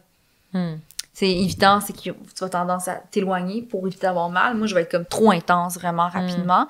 Puis en amitié, j'ai réalisé que j'étais pas comme ça parce qu'il y avait quelque chose de plus sécuritaire pour moi dans mes amitiés que dans ma relation de couple actuelle ou dans mes anciennes, tu sais. Fait que ça a été une belle découverte qui est quand même assez commune. Beaucoup de gens vont se sentir plus sécures dans leurs amitiés, puis beaucoup de gens vont être comblés par des amitiés profondes qui vont leur permettre vraiment de faire des guérisons relationnelles de blessures vraiment plus rapidement, puis de façon plus... C'est comme moins intimidant. Ouais, je pense que oui. Il y a moins de pression. Hey, quand t'es en couple, t'as des enfants, t'as une hypothèque, t'as comme un projet de vie. Ça peut être gros de commencer à gratter les bobos, tu sais. En amitié, t'as comme pas toute cette pression-là. Puis justement, c'est tellement par choix volontaire. T'es pas là parce que t'es dépendant d'une autre personne financièrement. Malheureusement, tu sais, un schéma qui se reproduit beaucoup, tu sais, quand on a des enfants, puis tout ça, t'es là par choix. Fait il y a moins de sphères de vie qui sont mélangées. En fait, le couple a beaucoup de pression en ce moment parce que toutes les sphères de vie passent par le couple. Ouais, vraiment. Fait que c'est ça. Alors que l'amitié peut être basée sur un intérêt commun, sur un lieu, puis ça fait que ça délimite bien les choses, puis ça peut créer l'espace est plus petit, puis à travers ça, on peut approfondir. Ouais, mais il y a plus de légèreté, il y a moins de pression. Ouais. Tu sais que l'autre est là parce qu'elle a envie d'être là avec toi, puis qu'elle t'aime. Fait que, ouais. On dirait que je me reconnais en partie dans ton intensité, puis j'ai juste envie de nommer. J'avais tendance, moi aussi, à m'étiqueter anxieuse puis à dire que j'étais vraiment intense. Puis avec une certaine connotation négative. Puis j'ai juste envie de te dire que... Ça l'est pas. Ouais. Je sais, ouais. Puis, ben Vince, je le fais dire beaucoup. Vince va me dire comme... Tu sais, quand moi, je suis trop intense, je suis perfectionniste, je suis obsédée. Puis c'est lui qui il disait comme, moi, je trouve que t'es driven, genre. Moi, je trouve que t'as de la fougue. Genre, je trouve que t'as du feu. Puis j'ai juste envie de te dire que je trouve ça beau, ton intensité. Mais je care beaucoup. Il n'y a comme pas de mot en français pour l'équivalent du care. T'as ça à cœur. Genre, tu prends les choses à cœur. Vraiment, vraiment. Puis c'est fou parce que je le dis à mes amis tout le temps. Tu sais, c'est pas parce que c'est pas toi qui care trop, c'est les autres qui care pas assez. Fait que là, ouais, mais j'essaie de me dire à moi-même, mais c'est ça. Ça reste quelque chose qui est très... J'ai peur de faire peur aux gens, tu sais. Ouais. Moi, on dirait que le mot qui revient, c'est j'ai espace. Nous, on est en train de clarifier, justement, par avoir tendu la perche, fait des tentatives de tisser du lien autour de nous. Ça allait clarifier le type de relation qu'on veut. Puis on dirait que là, on est dans une phase où on dirait qu'en le clarifiant, il y a des gens qui sont venus à nous puis que ça match. Puis que je me sens pas intense. Je sens qu'on est en résonance. Oui. Fait que... Je te souhaite que tu vas attirer à toi tes amis à Shefford, que c'est un de tes plans. Oui, mais j'ai espoir. Avec la patience, j'ai espoir que ça va arriver. Ou que tu vas... Il y a différents possibles en ce moment-là. Peut-être on parlera des prochains chapitres parce que c'est tout le temps en évolution aussi, c'est ça l'affaire. Là. On peut jamais clore le sujet de l'amitié. Mais ouais, je creuse des updates. On reste en contact. Puis si les gens veulent suivre en fait ton travail, où est-ce qu'on les envoie? Ah, mais sur mon compte Instagram, Karine CA. Et sinon, ils peuvent se procurer mon livre qui s'en dit déjà beaucoup. Yeah. Ouais. Port d'attache, osons révolutionner nos amitiés. On ne l'a même pas nommé. Non, c'est ça. Donc voilà, en vente dans toutes les librairies. Merci beaucoup pour ta présence. Merci à toi. C'est super le fun. Merci d'avoir été avec nous cette semaine au Studio Vivace et merci à tous les membres du clan Vivace. Grâce à votre soutien, on peut offrir du contenu gratuit comme ça chaque semaine. Ça soutient la quête de Vivace et ça permet de faire rayonner, de pousser les idées encore plus loin. Les membres du clan Vivace ont aussi accès à du contenu exclusif. Chaque mois, on se rencontre pour un ralliement en direct et on échange sur des thèmes qui ont toujours rapport à comment se créer un mode de vie plus vivace. Le clan finance aussi le projet sur lequel on travaille en ce moment. On veut créer une application privée, un espace d'échange pour parler de pratiques alternatives, jugées alternatives, en dehors des médias sociaux conventionnels. Si ça te parle, va à vivace.maison/joindre le clan et abonne-toi. C'est 7 $ par mois, ça donne accès à plein d'autres bonus. Bref, on se voit dans le clan.